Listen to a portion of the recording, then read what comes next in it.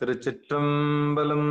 தென்னாடுடைய சிவனே போற்றி, எந்நாட்டவர்க்கும் இறைவா போற்றி, ஏகம்பத்துயர்ந்தாய் போற்றி, பாகம் பெண்ணுரு ஆனாய் போற்றி, அண்ணாமலையும் அண்ணா போற்றி, கண்ணாரமுதக் கடலே போற்றி, காவாய் கனகத்திரளே போற்றி, கைலை மலையானே போற்றி போற்றி.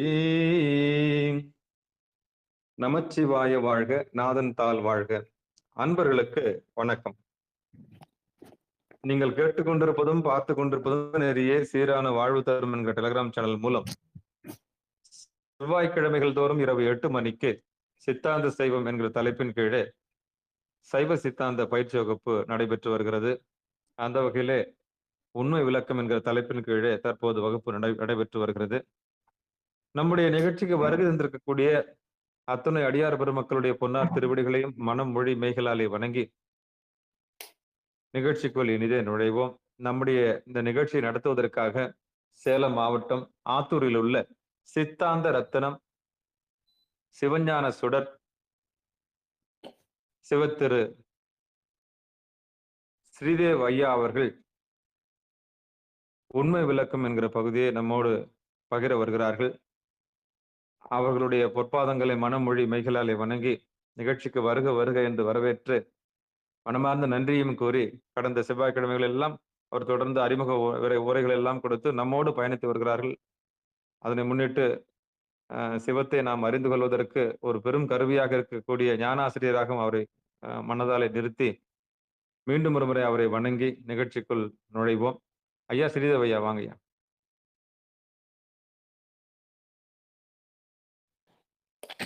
திருச்சிற்றம்பலம். தென்னாடுடைய சிவனே போற்றி, எந்நாட்டவர்க்கும் இறைவா போற்றி, ஏகம்பத்துரை அந்தாய் போற்றி, பாகம் பெண்ணுரு ஆனாய் போற்றி, அண்ணாமலையம் மன்னா போற்றி, கண்ணாரமுதக் கடலே போற்றி, காவாய் கனகத்திரளே போற்றி, கைலை மலையானே போற்றி போற்றி, குவளை கண்ணி கூரன் காண்க, அவளும் தானும் உடனே காண்க. சிற்றம்பலம்.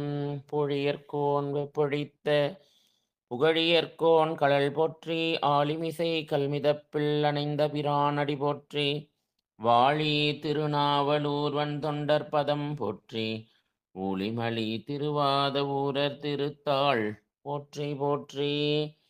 சைவத்தின் மேற் சமயம் வேறு இல்லை, அதில் சார் சிவமாம் தெய்வத்தின் மேல் தெய்வம் இல் எனும் நான்மறை செம்பொருள், வாய்மை வைத்த சீர்திருத்தேவாரமும் திருவாசகமும் உய்வை தரச் செய்த நால்வர் போற்றாள்யும் உயிர் துணையே. நற்குஞ்சரக் கன்று நன்னின் கலையாவும் கற்கும் சரக்கன்று கான்.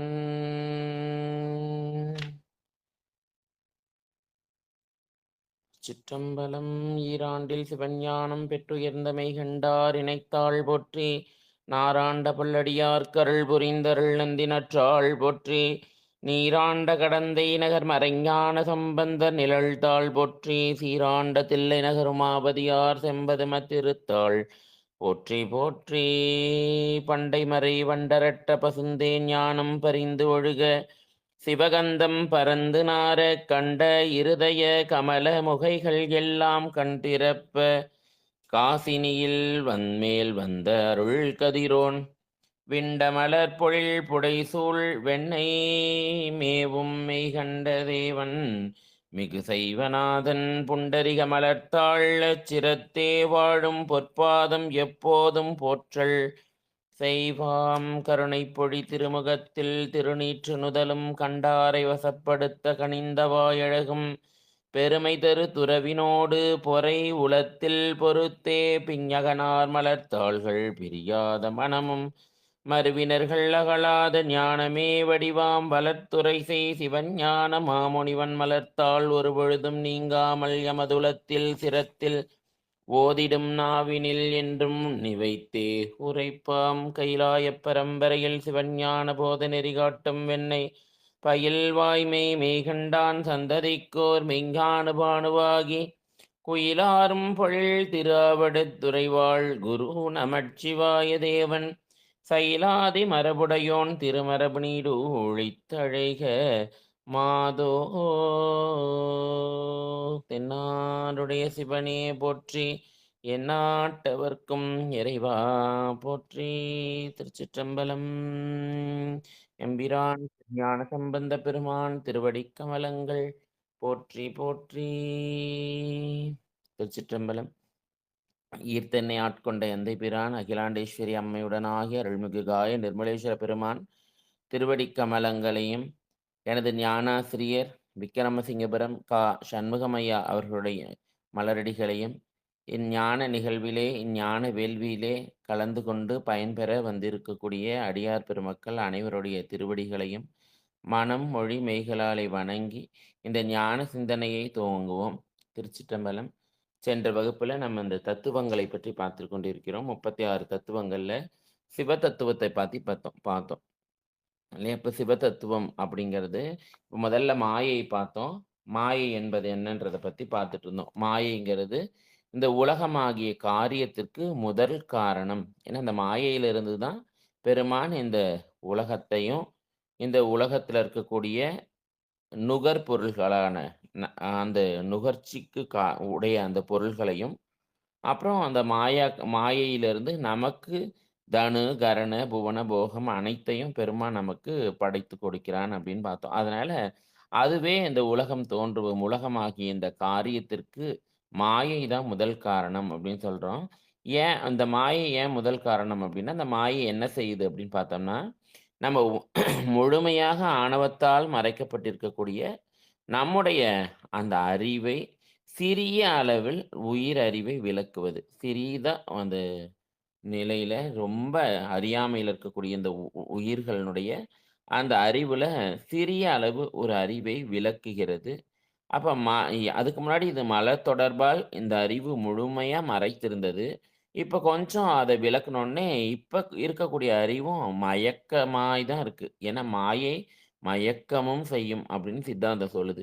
அப்ப அந்த மாயை இந்த கொஞ்சம் அந்த அறிவை விளக்குனோடனே அந்த மலத்தொடர்பு இருக்கிறனால இந்த அறிவு மயங்கியதா இருக்கும். அப்புறம் இது இறைவனுடைய வைப்பு சக்தின்னு சொல்றோம் இல்லையா? அப்புறம் இகுதி அப்ப இப்படியெல்லாம் செய்தாலும் இது சடப்பொருள் தான்.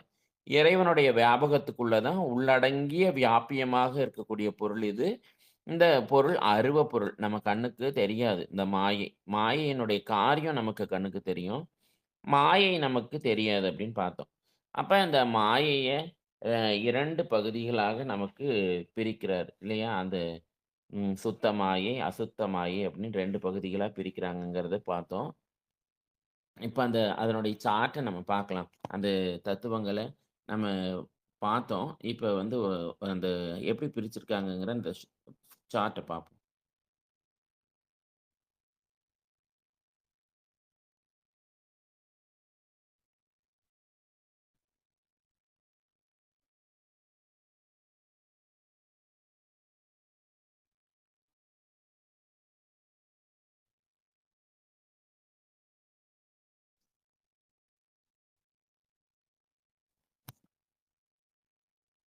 தெரியுதாங்கய்யா?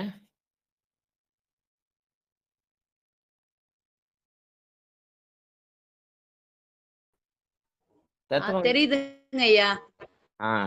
பாருங்க இது தெரியுதுங்க ஐயா. 36 தத்துவங்கள் தோற்ற முறை இது. அப்ப இந்த மாயை 2 பகுதியா சுவாமி பிரிக்கிறார். இப்ப உங்களுக்கு இந்த மாயை தெரியுதா? மாயையில பாருங்க, மாயை 2 பகுதியா பிரியுது. ஒண்ணு சுத்த மாயை, இன்னொன்னு அசுத்த மாயை. இருக்காமா?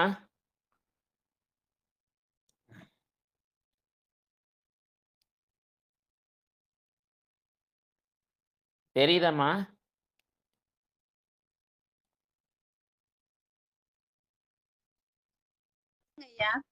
மேல இருக்க மாயை அசுத்த மாயை. மாயை. சுத்த மாயை, அசுத்த மாயைன்னு மாயை 2 பகுதியா பிரிக்கிறாங்க. இந்த சுத்தமாயைக்கு பக்கத்துல குடிலைன்னு போட்டிருக்கு பாருங்க. அந்த சுத்தமாயைக்கு குடிலை என்பது ஒரு பெயர். இந்த சுத்தமாயைய சிவதத்துவம் அப்படின்னு சொல்றோம். இந்த சிவதத்துவம் அங்க தான் தோன்றுது. அப்ப அந்த சுத்தமாயையும் 2 பகுதியா பிரியும். இதுல ஆனா உங்களுக்கு அதுக்கு இருக்காது. அந்த சுத்தமாயை 2 பகுதியா பிரியும். ஒண்ணு சொல் உலகம். நீங்க எழுதிக்கலாம். சுத்தமாயை 2 பகுதியா பிரியும். சுத்தமாயையின் காரியம் அப்படிங்கிறது அது 2 பகுதியிலா நமக்கு பிரியும். ஒண்ணு சொல் உலகம், இன்னொன்னு பொருள் உலகம் அப்படின்னு 2 பகுதியா அந்த சுத்தமாயை பிரியும். அந்த சொல் உலகத்த சப்த பிரபஞ்சம் அப்படின்னு சொல்வோம். அந்த பொருள் உலகத்த அருத்த பிரபஞ்சம் அப்படின்னு சொல்வோம். இந்த சொல் உலகத்துல இருந்து தான் 4 வகையான வாக்குகள் தோன்றுது. சூக்குமை, பைசந்தி, மத்திமை, வைகரி அப்படின்னு சொல்லக்கூடிய 4 வகையான வாக்குகள் தோன்றுது. அப்ப இந்த 4 வகையான வாக்குகள பார்த்தீங்கன்னா, அந்த கடைசியா நம்ம சொல்லக்கூடிய அந்த வைகரி அப்படிங்கிற வாக்கு, சூக்கும வைகரி, தூல வைகரி அப்படின்னு 2 பகுதியா பிரியும். இப்ப இது என்ன அப்படின்னா, இது அந்த ஓசை அங்கருந்து தான் நமக்கு அந்த சொல் பிரபஞ்சத்துல இருந்து தான் நமக்கு ஓசை கேட்குது. முதல்ல இருக்கக்கூடிய சூக்குமை. சூக்குமைங்கிறது நுண் ஓசை அப்படின்னு சொல்றோம். சூக்குமைங்கிறது அந்த சத்தம் ஒரு வடிவத்துக்கு வராத ஒரு நிலையில, அத நம்ம என்ன சொல்றோம் அப்படின்னா, சுத் அ நுண் ஓசைன்னு சொல்றோம் தமிழ்ல. அந்த சூக்குமைய நுண் ஓசை அப்படின்னு சொல்றோம். அந்த நுண்வோசை அப்ப அப்ப அந்த வாக்கு அந்த இடத்துல எப்படி இருக்கு அப்படின்னா, அந்த வாக்கு நாபி நாபின்னு சொல்லக்கூடிய அந்த மூலாதாரத்தை இடமாக கொண்டு, அந்த இடத்துல தான் அந்த வாக்கு அங்கருந்து கிளம்பும். அப்ப அது கிளம்பும்போது அதுக்கு எழுத்து அப்படிங்கிறது வெளிப்படுத்தாமல், அது அறிவின் வடிவமாக இருக்கும். அதுதான் நுண்வோசை அப்படின்னு சொல்றோம். அந்த நுண்வோசை. அப்புறம் அடு அதுக்கு அடுத்தது பார்த்தீங்கன்னா, அது தமிழ்ல நம்ம சொல்லும்போது நுண்ஓசைன்னு சொல்றோம். அது வடமொழியில சூக்குமை வாக்கு அப்படின்னு சொல்றோம்.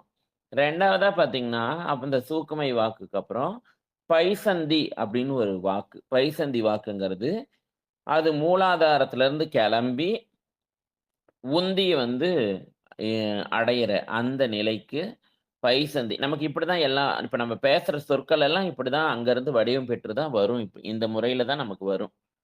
இதெல்லாம் பெருமானுடைய கருணை. அதுவும் பாருங்க அந்த வாக்கெல்லாம் பெருமானுடைய நேரடி அந்த நேரடியா பெருமான் பார்க்கக்கூடிய அந்த இடத்துல இருக்கு. ஐயா, அப்புறம் அந்த ஐயா, ஒரு சின்ன சூக்குமை ஐயா? ஒரு சின்ன விண்ணப்பம் ஐயா. சொல்லுங்க ஐயா. ஒரு சின்ன அறிவிப்பு குடுத்துடுறேன். சொல்லுங்க ஐயா. அடியார் பெருமக்களுக்கு ஒரு சின்ன விண்ணப்பம். நீங்க உங்களுக்கு நல்லா தெரியணும்னா, அந்த ஐயாவுடைய ஸ்கிரீனை நீங்க தொட்டீங்கன்னா, ஃபோன் முழுக்க அது பெருசா தெரியும். இதுல நீங்க அப்படியே பார்த்துக்கலாம். அதே மாதிரி ஐயா நீங்க என்ன பண்ணலாம்னா, உங்க 2 விரலால நீங்க அப்படியே விரிச்சீங்கன்னா, நல்லா இப்ப விரிச்சு காமிங்க. அது உள்ள அந்த ஃபோன்ல ஸ்கிரீன தொட்டு நீங்க விரிச்சீங்கன்னா நல்லா தெரியுங்க ஐயா. இன்னும் கொஞ்சம் ஜூம் பண்ணலாம். ஆ இதுதான். அப்போ அடியார் பெருமக்களுடைய விண்ணப்பம் என்னன்னா, ஐயா நீங்க வந்து கீழ வந்திருக்கிற அடியார்ன்னு ஒரு சின்ன இது. நீங்க ஸ்கிரீன் நல்லா தெரியணும் அப்படின்னா, ஐயாவுடைய ஸ்கிரீன் நீங்க தொட்டீங்கன்னா, ஃபோன் முழுக்க பரவிடும். அப்போ அப்படியே ஃபோன் முழுக்க விட்டுட்டீங்கன்னா, ஃபுல் ஸ்கிரீன் வந்துரும். நீங்க கீழ இருக்க அடியார்கள்லாம் பார்க்க முடியாது. வெறும் ஸ்கிரீன் ஐயாவோட ஸ்கிரீன் மட்டும் பார்க்கலாம். அந்த மாரி எல்லாரும் கொஞ்சம் ஓப்பன் பண்ணி வச்சுக்கங்க. அப்படியே ஏனோ தானோன்னு இருந்துறாதீங்க. கீழ இருக்கவங்க எல்லாரும் நீங்க உங்களுக்கு வந்திருக்கவங்க யாருன்னு பார்க்க வேண்டிய அவசியம் இல்லன்னா, நீங்க வந்து என்ன பண்ணுங்க, ஐயாவோட ஸ்கிரீன தொடுங்க. தொட்டீங்கன்னா, அப்படியே ஸ்கிரீன் முழுக்க பரவிடும். பரவிட்டு அவர் ஐயா நடக்கிற அவருடைய போர்ட நீங்க அப்படியே பார்க்கலாம். தெளிவா பார்க்கலாம். ஆனா கீழ யார் வந்திருக்கான்னு பார்க்கணும். சைடுல மட்டும் நீங்க என்ன பண்ணுங்க, தள்ளி பார்த்துக்கலாம். எத்தன பேர் இருக்காங்கன்னு. இப்ப வந்திருக்கவங்களுக்கு புரிஞ்சுதா? புரிஞ்சிருக்கும்னு நெனைக்கிறேன். ஐயா எல்லாத்துக்கும் கொஞ்சம் ஓப்பன் பண்ணி விடுங்க. டவுட் இருந்தா கேட்கட்டும். அதோ வந்துட்டேனுங்கய்யா. மிடில் பண்ணி விடுங்க ஐயா. இந்தா எடுத்து வரேன். சுத்தமாய மட்டும்தாங்க ஐயா தெரியுது. ஆமா. ஆ. இப்ப அத மட்டும் தான் இப்ப பார்க்க போறோமா? அதாங்க. நீங்க என்ன பண்ணுங்க, இப்போ இதுல நம்மளுக்கு ஃபுல்லா வரலையே அப்படின்ற வருத்தம் வேண்டாம். நீங்க என்ன பண்ணணும்னா, ஐயாவோட ஸ்கிரீன தொடுங்க. தொட்டீங்கன்னா, அப்படியே மொத்தமா ஸ்கிரீன் ஃபுல்லா வந்துரும். வந்துருச்சா? யாராவது ஒருத்தர் பதில் சொல்லுங்க. வந்துரும். வந்துட்ட பிறகு நீங்க என்ன பண்ணணும்னா, கீழ கட்டம் கட்டமா தெரியும். அடியார்கள்லாம் யாருன்னா வந்திருக்காங்களா, போனாங்களான்னு பார்க்கறதுக்கு கீழ தெரியுதா? அது தனியா இருக்கு. கீழ தெரியுது. கீழ தனியா தெரியுது. இந்த மாரி நீங்க ஸ்கிரீன ஃபுல்லா பார்த்துக்கலாம். இப்போ ஐயாவுடைய ஃபோன் மொத்தம் நம்மளுக்கு கைவசம் வந்துருச்சு. அவரு ஜூம் ஐயா ஜூம் பண்ணி காமிங்கய்யா. இப்போ கொஞ்சம் எதனா ஒண்ணு. ஐயா ஜூம்ல தாங்க ஐயா வச்சிருக்காரு ஐயா. அவ்வளவுதான். இப்ப பாருங்க, நாதம் அப்படின்றத ஜூம் தெரியுதுங்களா எல்லாருக்கும்? தெரியுதுங்க ஐயா. அவ்வளவுதான் அவ்வளவுதான் அவ்வளவுதான். இப்ப அந்த ஸ்கிரீன்ல அப்படியே இருந்தீங்கன்னா ஐயா எடுக்கிற வகுப்பு நம்மளுக்கு தெரியும். நம்மளுக்கு கீழே போர்டு தெரியலையே, ஐயா எங்கேயோ நம்மளுக்கு சின்னதா குட்டி ஒன்று இருக்குதுன்ற வருத்தம் நமக்கு தேவையில்லை. இது தெரியாதவங்களுக்கு தெரிஞ்சுக்கிறது தான் இந்த ஏற்பாடு. ஐயாவோட ஸ்கிரீனை தொட்டீங்கன்னா பெருசா மாறிடும். ஐயாவே அதை அந்த 2 விரலால விரித்து அதை காமிச்சாருன்னா அப்படியே நீங்க என்ன பண்ண முடியும், அழகா மொத்த தத்துவங்களையும் நீங்க கணார பாத்துக்கலாம். ஐயா இடையூறுக்கு மன்னிக்குங்க, தொடருங்க. நன்றி நன்றிங்க. திருச்சிட்டம்பலம். இப்ப நீங்க எழுதிட்டு இருக்கீங்களா? ஐயா சொல்லுங்க ஐயா. இப்ப அந்த சுத்தமாயை 2ஆக பிரியறத பத்தி சொல்லிட்டு இருக்கோம். அந்த சரிங்க ஐயா. சுத்தமாயை 2ஆக பிரிந்து சொல் உலகமாகவும் பொருள் உலகமாகவும் இருக்கும்.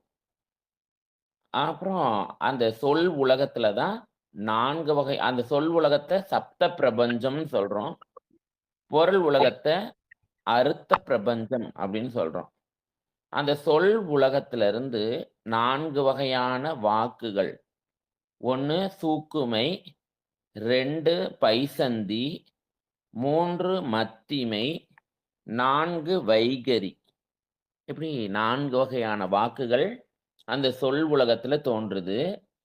அந்த வைகரின்னு சொல்லக்கூடிய அந்த கடைசியா நம்ம சொல்லக்கூடிய அந்த வாக்கு மட்டும் 2ஆ பிரியுது. சூக்கும வைகரி, தூல வைகரி அப்படின்னு 2ஆக பிரியுது. அந்த சூக்குமை அப்படிங்கிறது எங்க இருக்கும்? அந்த இப்படிதான் வாக்கு நமக்கு வெளிப்படக்கூடிய அந்த நிலை முதல்ல எங்க இருக்கும் அப்படின்னா, நாபி அப்படின்னு நாபி அல்லது மூலாதாரம் அப்படின்னு சொல்லக்கூடிய அந்த இடத்துல தான் இந்த எழுத்து ஓசை வெளிப்படாம இருக்கக்கூடிய நிலை. அங்க அந்த சொல் எப்படி இருக்கும் அப்படின்னா, அறிவின் வடிவமாக இருக்கும். இத தமிழ்ல நாம நுண் ஓசை அப்படின்னு சொல்றோம். அப்புறம் அங்க இருந்து அந்த ஒலி கிளம்பி அடுத்தது எங்க வரும் அப்படின்னா உந்தி. ஆமா. அப்ப அந்த உந்திக்கு வரும்போது அந்த ஓசைக்கு பேரு பைசந்தி. அந்த வாக்குக்கு பைசந்தி அப்படின்னு பேரு. இப்ப அது எங்க இருக்கும் அப்படின்னா, எப்படி இருக்கும் அப்படின்னா, உயிர் காற்றின் வடிவமாக இருக்கும். இப்பதான் அந்த காற்று வடிவமாக அந்த உந்தியிலிருந்து அந்த ஓசை பிறக்கும்னு சொல்லுவாங்க இல்லையா? அந்த உயிர் காற்று வடிவமாக இருக்கும். இப்ப அந்த வாக்கு அங்கிருந்து அப்படியே கிளம்பி மேல வந்து மத்திமை வாக்கா இருக்கும். மத்திமை வாக்கு அப்படிங்கிறது இதயத்துல. அது எழுத்தோசை வெளிப்படுத்தும். அப்ப அங்க எழுத்துக்கு ஓசை, அந்த எழுத்தோசை அங்க வெளிப்படுத்தும். அங்கேயும் அறிவு வடிவமாய் நிற்கும். இந்த ஓசைக்கு தமிழ்ல நாம மிடற்று ஓசை அப்படின்னு சொல்றோம். அப்புறம் அந்த இதயத்திலிருந்து அந்த எழுத்து ஓசை கிளம்பி கண்டத்துக்கு வரும். இங்க வரும்போது இத சூக்கும வைகரி அப்படின்னு சொல்றோம். கண்டத்துக்கு வரும்போது. அப்ப வெளிப்பட்டு அந்த தன் செவிக்கு மட்டும் புலனாகும் இந்த ஓசை. யார் சொல்ல நினைக்கிறாங்களோ அவங்களுடைய ஓசைக்கு மட்டும் புலனாகும் வகையில இருக்கும். இத செவி ஓசைன்னு சொல்லலாம். இப்ப அடுத்தது தூல வைகரின்னு சொல்லக்கூடியது நாவில் வெளிப்பட்டு பிறர் செவிக்கு புலனாகும். இப்படிதான் ஓசை நம்ம அங்க இருந்து வருது. உள்ள இருந்து நமக்கு வருது. அப்ப இது 5 வகை, இத 4 வகையா சொல்றோம். சூக்குமை வாக்கு, பைசந்தி வாக்கு, மத்திமை வாக்கு, சூக்கும வைகரி, தூல வைகரி அப்படின்னு 5 பகுதியா பிரிக்கிறோம். இப்ப இந்த ஒவ்வொரு வாக்குகளையும் அதிலிருந்து எழும்பக்கூடிய அந்த ஓசைய நம்ம பஞ்சாக்கரம் கேள்விப்பட்டிருப்போம். இந்த இடத்துல வரக்கூடிய பஞ்சாக்கரத்துக்கு சூக்கும பஞ்சாக்கரம் அப்படின்னு பேர். சூக்கும பஞ்சாக்கரம் அப்படின்னு பேரு. இந்த சூக்குமை வாக்கை இயக்கிறது நாத தத்துவம். பைசந்தி விந்து, மத்திமைக்கு இம்ங்கிற எழுத்து, சூக்கும வைகரிக்கு உ, தூல வைகரிக்கு ஆ உ இம் இருக்கு இல்லையா? அந்த அகர உகர மகர சம்மேளனத்தை தான் நம்ம ஓம் அப்படின்னு சொல்றோம். அந்த ஓம்ங்கிற எழுத்துல என்னென்ன இருக்கும் அப்படின்னா, ஆ உ இம் விந்து நாதம். இந்த 5ம் சேர்ந்தது தான் ஓம். அந்த ஓம விழிச்சாதான் நம்ம நமச்சிவாய சிவாய நமன்னு சொல்லக்கூடிய அந்த மந்திரமாக நமக்கு விரியும். அப்ப இந்த வாக்குகள் எப்படி தோன்றுதுன்னு பெருமான் நமக்கு இதெல்லாம் எப்படியெல்லாம் வச்சிருக்கான். ஏன்னா நம்ம சொல்லக்கூடிய சொல் அப்படி இருக்கணும். ஏன்னா இதெல்லாம் பெருமானுடைய நேரடி சிருஷ்டியில இருக்கக்கூடிய நேரடி பார்வையில இருக்கக்கூடிய சுத்த தத்துவத்திலிருந்து இந்த வாக்குகள்லாம் வெளிப்படுது. அப்ப இந்த வாக்குகள நாம எப்படி பயன்படுத்தணும் அப்படின்னு முதல்ல தெரிஞ்சுக்கணும். இந்த வாக்குகள பெருமான் எப்படி உண்டாக்குறான் பாருங்க. இதுக்கே 5 நிலை. ஒரு சொல்லு நம்ம வாயிலிருந்து வரணும்னா 5 நிலைய தாண்டி வருது. சூக்குமை வாக்கா இருந்து, பைசந்தி வாக்காயி, மத்திமை வாக்காயி, சூக்கும வைகரியாயி, அப்புறம் தூல வைகரி ஆகுது. அப்ப சூக்குமை வாக்கு அப்படிங்கிறது நாபியிலயும் இடம். இடம் சொல்றோம் இப்ப எல்லாத்துக்கும். சூக்குமை வாக்குங்கிறது நாபியில இருக்கும், மூலாதாரத்துல. பைசந்தி வாக்குங்கிறது உந்தியில இருக்கும். மத்திமை வாக்குங்கிறது இதயத்துல இருக்கும். சூக்கும வைகரிங்கிறது கண்டத்துல இருக்கும். தூல வைகரிங்கிறது வாயில இருக்கும். இப்ப சூக்குமை வாக்கு அப்படிங்கிறது வெளிப்படாத எழுத்து ஓசை, அறிவு வடிவம். அங்க என்ன வடிவம்னா அறிவு. வெளிப்படாத எழுத்து ஓசை, அது அறிவு வடிவம். பைசந்தி அப்படிங்கிறது என்னன்னா, அது எப்படி இருக்கும் அதனுடைய வடிவம் அப்படின்னா, உயிர்காற்று வடிவத்துல இருக்கும். அந்த அ உந்தியில இருக்கும். அப்புறம் அந்த மத்திமை வாக்கு உந்தியிலிருந்து இதயத்துக்கு வருது இல்லையா? அப்ப வெளிப்படும்போது அது வெளிப்படும் எழுத்தோசை. முன்ன வெளிப்படாத எழுத்தோசை சூக்குமையில, மத்திமையில வெளிப்படக்கூடிய எழுத்தோசை. இங்க அறிவு வடிவமாக இருக்கும் அந்த சொல்லு. அப்புறம் அடுத்த நிலையில கண்டத்துக்கு மாறி சூக்குமை வைகரியா இருந்து தன் செவிக்கு மட்டும் கேட்கும். அப்புறம் அது மேல எழும்பி வாய்க்கு வந்து தூல வைகரியா இருந்து பிறர் செவிக்கும் கேட்கும். அப்படி ஒரு நிலையில இருக்கும். இந்த ஒளியினுடைய நிலை எப்படி இருக்குன்றதை இந்த 5 நிலை 5 இடத்துலயும் இந்த 5 நிலையில இருக்கும். இப்ப இதையெல்லாம் தானா செயல்படாதது இல்லையா? இது எல்லாமே பார்த்தீங்கன்னா, இது எல்லாம் சடப்பொருள் தான். ஆனா இதெல்லாம் தானா செயல்படாது. அப்ப ஒவ்வொரு இடத்துலயும் இதை இயக்கக்கூடிய கடவுள் இருப்பாங்க. அப்ப சூக்குமை வாக்குல அந்த மூலாதாரத்துல சதாசிவர் இருந்து அந்த ஆ அந்த அந்த இடத்துக்கு இருக்கக்கூடிய அந்த கலைக்கு பேரு சாந்தி அதீத கலை அப்படின்னு பேரு. இதெல்லாம் நம்ம கலை தத்துவத்துல பார்க்கணும் இன்னும். அப்புறம் பைசந்தி அப்படின்னு சொல்லக்கூடிய அந்த வாக்கை இயக்குபவர் மகேஸ்வரர். நம்ம வாயிலிருந்து ஒரு சொல் வரணும்னா, அந்த சொல்லுக்கு இத்தனை கடவுளர்கள் நமக்கு துணை செய்யணும். அப்புறம் தான் நம்மளால அந்த சொல்லு வருது. அந்த பைசந்தி இயக்குபவர் அந்த சாந்தி கலையிலிருந்து மகேஸ்வரர் இயக்குறாரு. மத்திமை வாக்கு அந்த இதயத்துல வரக்கூடிய அந்த வாக்கை இயக்குறவர் உருத்திரர். அவர் அதை வித்தையில அது இருந்து நமக்கு இயக்குவார். அப்புறம் அந்த சூக்கும வைகரிய பிரதிஷ்டா கலையிலிருந்து மால் அத இயக்குவார். அடுத்து அந்த தூல வைகரியில அயன் பிரம்மா இருந்து அது நிவர்த்தி கலை மூலியமா இயக்குவார். அது வெளிப்படுத்தக்கூடிய அந்த நிலை. இப்படி இதுக்கெல்லாம் அந்த வாக்குகளுக்கே நம்ம நெறைய இருக்கு. நெறைய சொல்லி உங்கள குழப்ப விரும்பல. அதனால இது ஓரளவுக்கு நமக்கு இது என்னென்ன இருக்கு அப்படிங்கிறதையாவது தெரிஞ்சுக்குவோம். அப்ப 5 வகையான வாக்குகள் சூக்குமை, பைசந்தி, மத்திமை, சூக்கும வைகரி, தூல வைகரி. அப்ப அதுல இங்க தோன்றக்கூடிய சூக்கும பஞ்சாக்கரம்.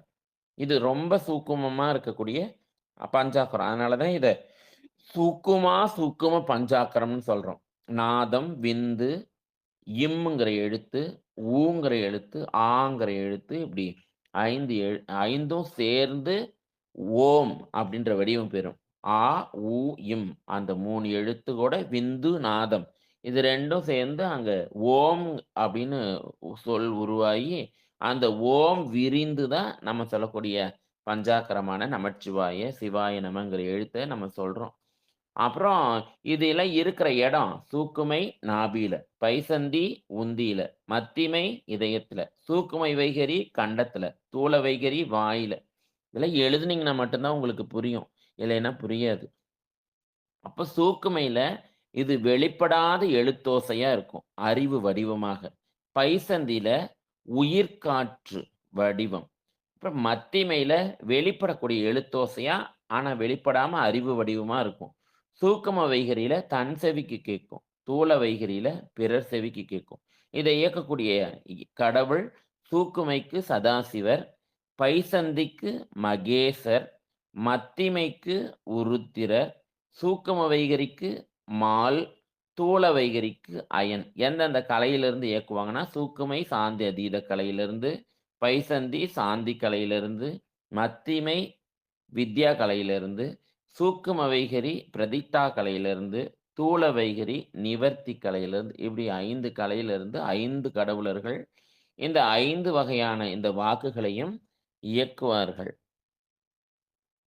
அப்ப இததான் நம்ம இங்க வாக்குகள். இது ஒரு பக்கமா அந்த சிவதத்துவம் 2ஆக பிரிந்து, உங்க உங்களுக்கு ஒரு பக்கம் இருக்கிறது மட்டும் குடுத்திருப்போம். நாதம், விந்து, சதாசிவம், ஈஸ்வரங்கிறது அடுத்த பகுதி. 2வது பகுதியிலிருந்து தோன்றக்கூடியது. பொருள் உலகத்திலிருந்து தோன்றக்கூடியது இந்த சிவதத்துவங்கள். இப்ப இந்த சிவதத்துவங்கள தான் நாம பார்க்கணும்.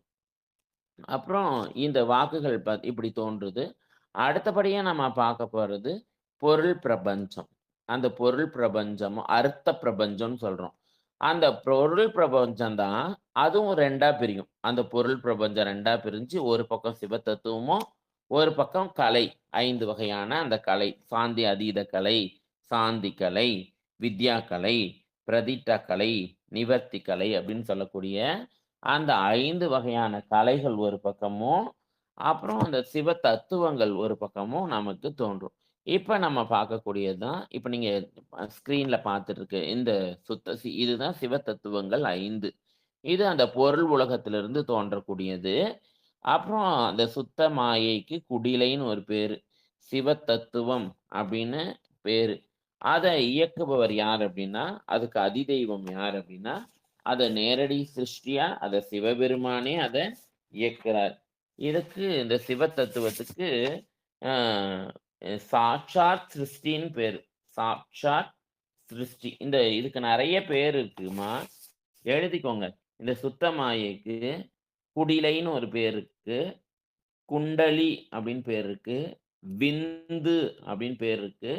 மாமாயை அப்படின்னு பலவிதமான பேர்கள் இந்த சுத்த தத்துவத்திற்கு இருக்கு.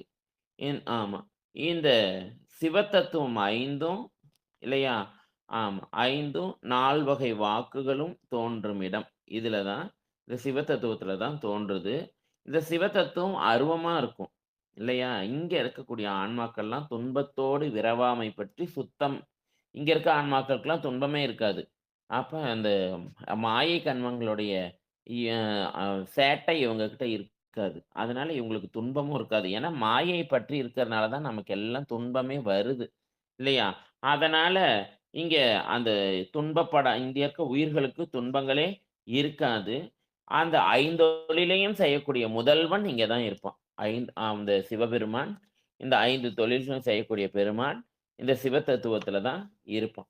ஆமா. அதனால இத சொல்றார். அப்போ முதல்வனுடைய அ சக்தி இல்லையா? முதல்வனுடைய சக்தியால் இந்த சுத்த தத்துவங்கள் இயக்கப்படும். அதனால அந்த சுத்தமான பெருமானால் இயக்கப்படுவதாலேயே இந்த தத்துவங்கள் சுத்த தத்துவங்கள் அப்படின்னு சொல்றோம். இல்லையா? இந்த சுத்த தத்துவங்கள் தான் நம்ம இதுல அசுத்த தத்துவத்துல இருக்கக்கூடிய இந்த கலைன்னு 9 இருக்கு பாருங்க. இந்த கலைங்கிற பகுதிய அந்த சுத்த தத்துவங்கள் செலுத்தும். இந்த கலைய அந்த சுத்த தத்துவங்கள் செலுத்தும்போது, அந்த கலையினுடைய கிரியாசக்தின்னு போட்டிருக்கு பாருங்க. கலையினுடைய பிராக்கெட்ல. அந்த கிரியாசக்தியை தூண்டும். இல்லையா? அப்ப அ அந்த க அந்த க அந்த தத்துவம் அந்த வித்தைங்கிற இந்த தத்துவத்தை செலுத்தும். இந்த வித்தைங்கிற தத்துவம் அதுக்கு கீழ உள்ள தத்துவங்களை எல்லாம் செலுத்தும். சித்தத்தை செலுத்தும். அத பார்ப்போம் நம்ம. இந்த 5 வகை அந்த தத்துவங்கள் தான் எல்லா பணியும் நமக்கு என்ன பண்ணுது? செய்யுது. அப்ப சுத்தமாயை அப்படிங்கிற இந்த தத்துவம், இதுக்கு விந்துன்னு பேரு, குடிலைன்னு பேரு, மாமாயைன்னு பேரு, குண்டலின்னு பேரு. அப்ப இந்த தத்துவங்கள்ல முதல்ல இருக்கக்கூடிய தத்துவம் நாத தத்துவம். முதல்ல இருக்கக்கூடிய இந்த நாத தத்துவத்த எப்படி இந்த நாத தத்துவம் உருவாகுது? அப்படிங்கிற இந்த தத்துவங்கள் எப்படி உருவாகுங்கிறதுக்கு நீங்க ஒரு சார்ட் மாரி போட்டுக்கலாம். இந்த தத்துவங்கள வரிசையா எழுதிக்கலாம். நாதம், விந்து, சாதாக்கியம், மகேஸ்வரம், சுத்த வித்தை அப்படின்னு எழுதிக்கலாம். இந்த நாத தத்துவத்துக்கு அங்க பெருமான் எப்படி இருப்பான்னா சிவம். நாத தத்துவத்துல பெருமான் திருமேனி என்னன்னு பார்த்தீங்கன்னா சிவம். அப்புறம் இந்த விந்து தத்துவத்துல பெருமான் எப்படி திருமேனி என்னன்னு பார்த்தீங்கன்னா சக்தி. அப்புறம் இந்த சாதாக்கிய தத்துவத்துல பெருமானுடைய திருமேனி என்னன்னா சதாசிவன். இந்த மகேஸ்வர தத்துவத்துல பெருமானுடைய திருமேனி என்னன்னா மகேசன். இந்த சுத்த வித்தைங்கிற தத்துவத்துல பெருமானுடைய திருமேனி எப்படி இருக்கும்னா உருத்திரன், மால், அயன். இப்படி அந்தந்த தத்துவங்களும் பெருமானுடைய வடிவம் வேற வேறையா இருக்கும். நாத தத்துவத்துல சிவம், விந்து தத்துவத்துல சக்தி, சாதாக்கிய தத்துவத்துல சதாசிவன், மாகேஸ்வர தத்துவத்துல மகேசன். அந்த ஈஸ்வரம்னு இருக்கு இல்லையா? அந்த தத்துவத்துக்கு பேரு மாகேஸ்வரம் அப்படின்னு பேரு. அதான் போட்டிருக்காங்க. மகேஸ்வரம் போட்டிருக்காங்க இல்லையா? அந்த மகேஸ்வர தத்துவத்துல பெருமான் மகேச வடிவத்துல இருப்பான். அந்த வடிவத்த தான் நாம மாகேஸ்வர மூர்த்தங்கள் அப்படின்னு சொல்றோம். 25 வகையான மூர்த்தங்கள், மாகேஸ்வர மூர்த்தங்கள். அந்த 25 மாகேஸ்வர மூர்த்தங்களும் இந்த மகேஸ்வர தத்துவத்தில் இருந்து தோன்றியவை தான். அப்புறம் அதுக்கு அடுத்தது அந்த சுத்த வித்தையில உருத்திரன், மால், அயன் அப்படின்னு இருக்கக்கூடிய இந்த 5 தத்துவங்களுக்கும் இப்படி 5 வகையான திருமேனியை பெருமான் கொள்வான்.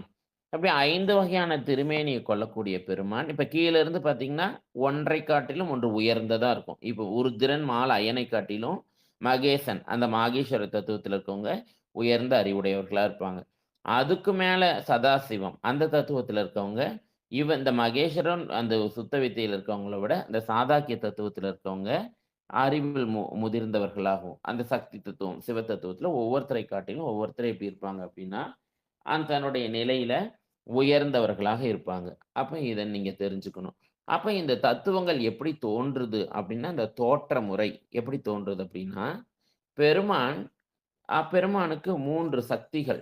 இல்லையா? பெருமானுக்கு இச்சா, ஞான, கிரியை அப்படின்னு சொல்லக்கூடிய அந்த 3 சக்திகளையும் கொண்டு இந்த பெருமான் இந்த சிவ தத்துவங்களை அ எ தோற்றுவிப்பான்.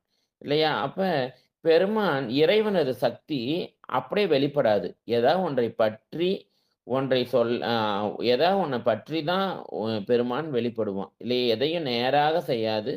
ஒன்றை நிலைக்களமாக கொண்டு நின்றே செய்யும் இறைவனுடைய சக்தி. இப்ப நெருப்பு பார்த்தீங்கன்னா, எல்லா இடத்துலயும் நிறைஞ்சிருந்தாலும், ஏதோ ஒரு பொருள்ல தங்கி நின்று தான் தன்னுடைய தொழிலை செய்யும்.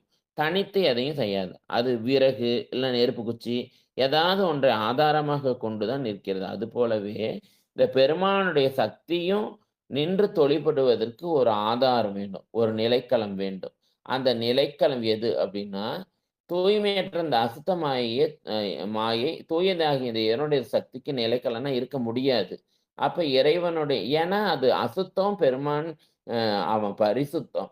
அதனால பெருமான் இந்த சுத்த மாயையை அவன் தொழில் செய்வதற்கு நிலைக்களமாக வைத்துக்கொண்டு அந்த பெருமான் செயல்படுறான். இல்லையா? அப்ப அந்த இறைவனது சக்தி சுத்த மாயையில பொருந்தி இந்த 5 தத்துவங்களையும் தோற்றுவிக்கும். அததான் நம்ம சிவம், சக்தி, சதாசிவம், ஈஸ்வரம், சுத்த வித்தை அப்படின்னு நம்ம இந்த 5 சக்திகளையா நம்ம சொல்றோம். அப்ப இந்த 5 தத்துவங்களையும் பெருமான் இந்த மாயை, சுத்த மாயை நிலைக்களமாக கொண்டு தோற்றுவிக்கிறான். அப்ப முதல்ல இந்த சிவ தத்துவம் இறைவன் சுத்த மாயின் ஒரு பகுதிய தன்னுடைய ஞான சக்தியால் பார்க்கிறான். முதல்ல இருக்க பகுதி என்ன பண்றான்? சுத்த தத்துவத்தை, அந்த சுத்த மாயையை பெருமான் தன்னோட ஞான சக்தியால் அது நோக்குறான். நோக்கும்போது அவன் அந்த மனசுல இது விரிவடையத்தக்கது அப்படின்னு பெருமான் நினைச்சு நோக்குவான். அப்படி நோக்கும்போது அவன் நோக்கிய அளவிலேயே அவன் எப்படி பார்த்தானோ அந்த பார்த்த அளவிலேயே அந்த சுத்தமாயின் ஒரு பகுதி அது காரியப்படுவதற்கு ஏற்ற பக்குவத்தை பெறும். அந்த மாயையிலிருந்து ஒரு பகுதி பக்குவத்தை பெறும். இது காரியப்படுத்துற மாதிரி. அப்படி பக்குவப்பட்ட அப்பகுதி இல்லையா? அந்த பக்குவப்பட்ட அந்த பகுதி சிவதத்துவம் என்றும், அதுக்கு நாத தத்துவம் என்றும் அது விருத்தி அடையுது. இல்லையா? விருத்தினா விரிவடைகிறது. அததான் விருத்தின்னு சொல்றோம். இல்லையா? அப்ப இந்த நாத தத்துவத்துல இறைவனுடைய ஞானாசக்தி மட்டும் தொழிற்படும். 100% இந்த இந்த இதுல ஞான சக்தி மட்டும் தான் இருக்கும். 100%. அததான் இங்க சொல்றாரு. அப்ப அந்த நாத தத்துவம் அது சிவத்தத்துவம். அதுல முழுக்க முழுக்க ஞானம் தான் இருக்கும். 100% அங்க ஞானம் தான் இருக்கும். இல்லையா? அப்ப இது எப்படி தோன்றுது அப்படின்னா, பெருமான் அந்த சுத்தமாயின் ஒரு பகுதியை தனது ஞானாசக்தியால் பார்த்து அவன் மனசுல என்ன நினைக்கிறான்? அந்த சக்தி அந்த ஞானசக்தியால் பார்த்து பெருமான் அந்த சங்கல்பமாக நினைக்கிறார். இது விரிவடையத்தக்கது அப்படின்னு அந்த பெருமான் பொதுவா நோக்கும்போது, அவன் நோக்கிய அளவிலேயே அந்த சுத்தமாயின் ஒரு பகுதி செயல்படுவது. அதாவது காரியப்படுறதுக்கு ஏற்ற பக்குவத்தை பெறும். அப்படி பக்குவப்பட்ட அந்த பகுதிய தான் நம்ம சிவ தத்துவம் அல்லது நாத தத்துவம்னு சொல்றோம். இது சுத்தமாயையிலிருந்து முதல்ல விரிந்த பகுதி. இது இறைவனது ஞானசக்தி மட்டும் செயல்படக்கூடிய நிலை. அதுதான் இந்த நாத தத்துவம். அல்லது சிவத்தத்துவம் அப்படின்னு நம்ம சொல்றோம். அப்புறம் அந்த இறைவன் அப்புறம் என்ன நினைக்கிறாரு, ஆ இந்த முதல் விருத்தியாக சிவத்தத்துவத்தையும் ஒரு பகுதியை பார்த்த பெருமான், அந்த ஒரு பகுதி அந்த நாத தத்துவத்தின் ஒரு பகுதியை.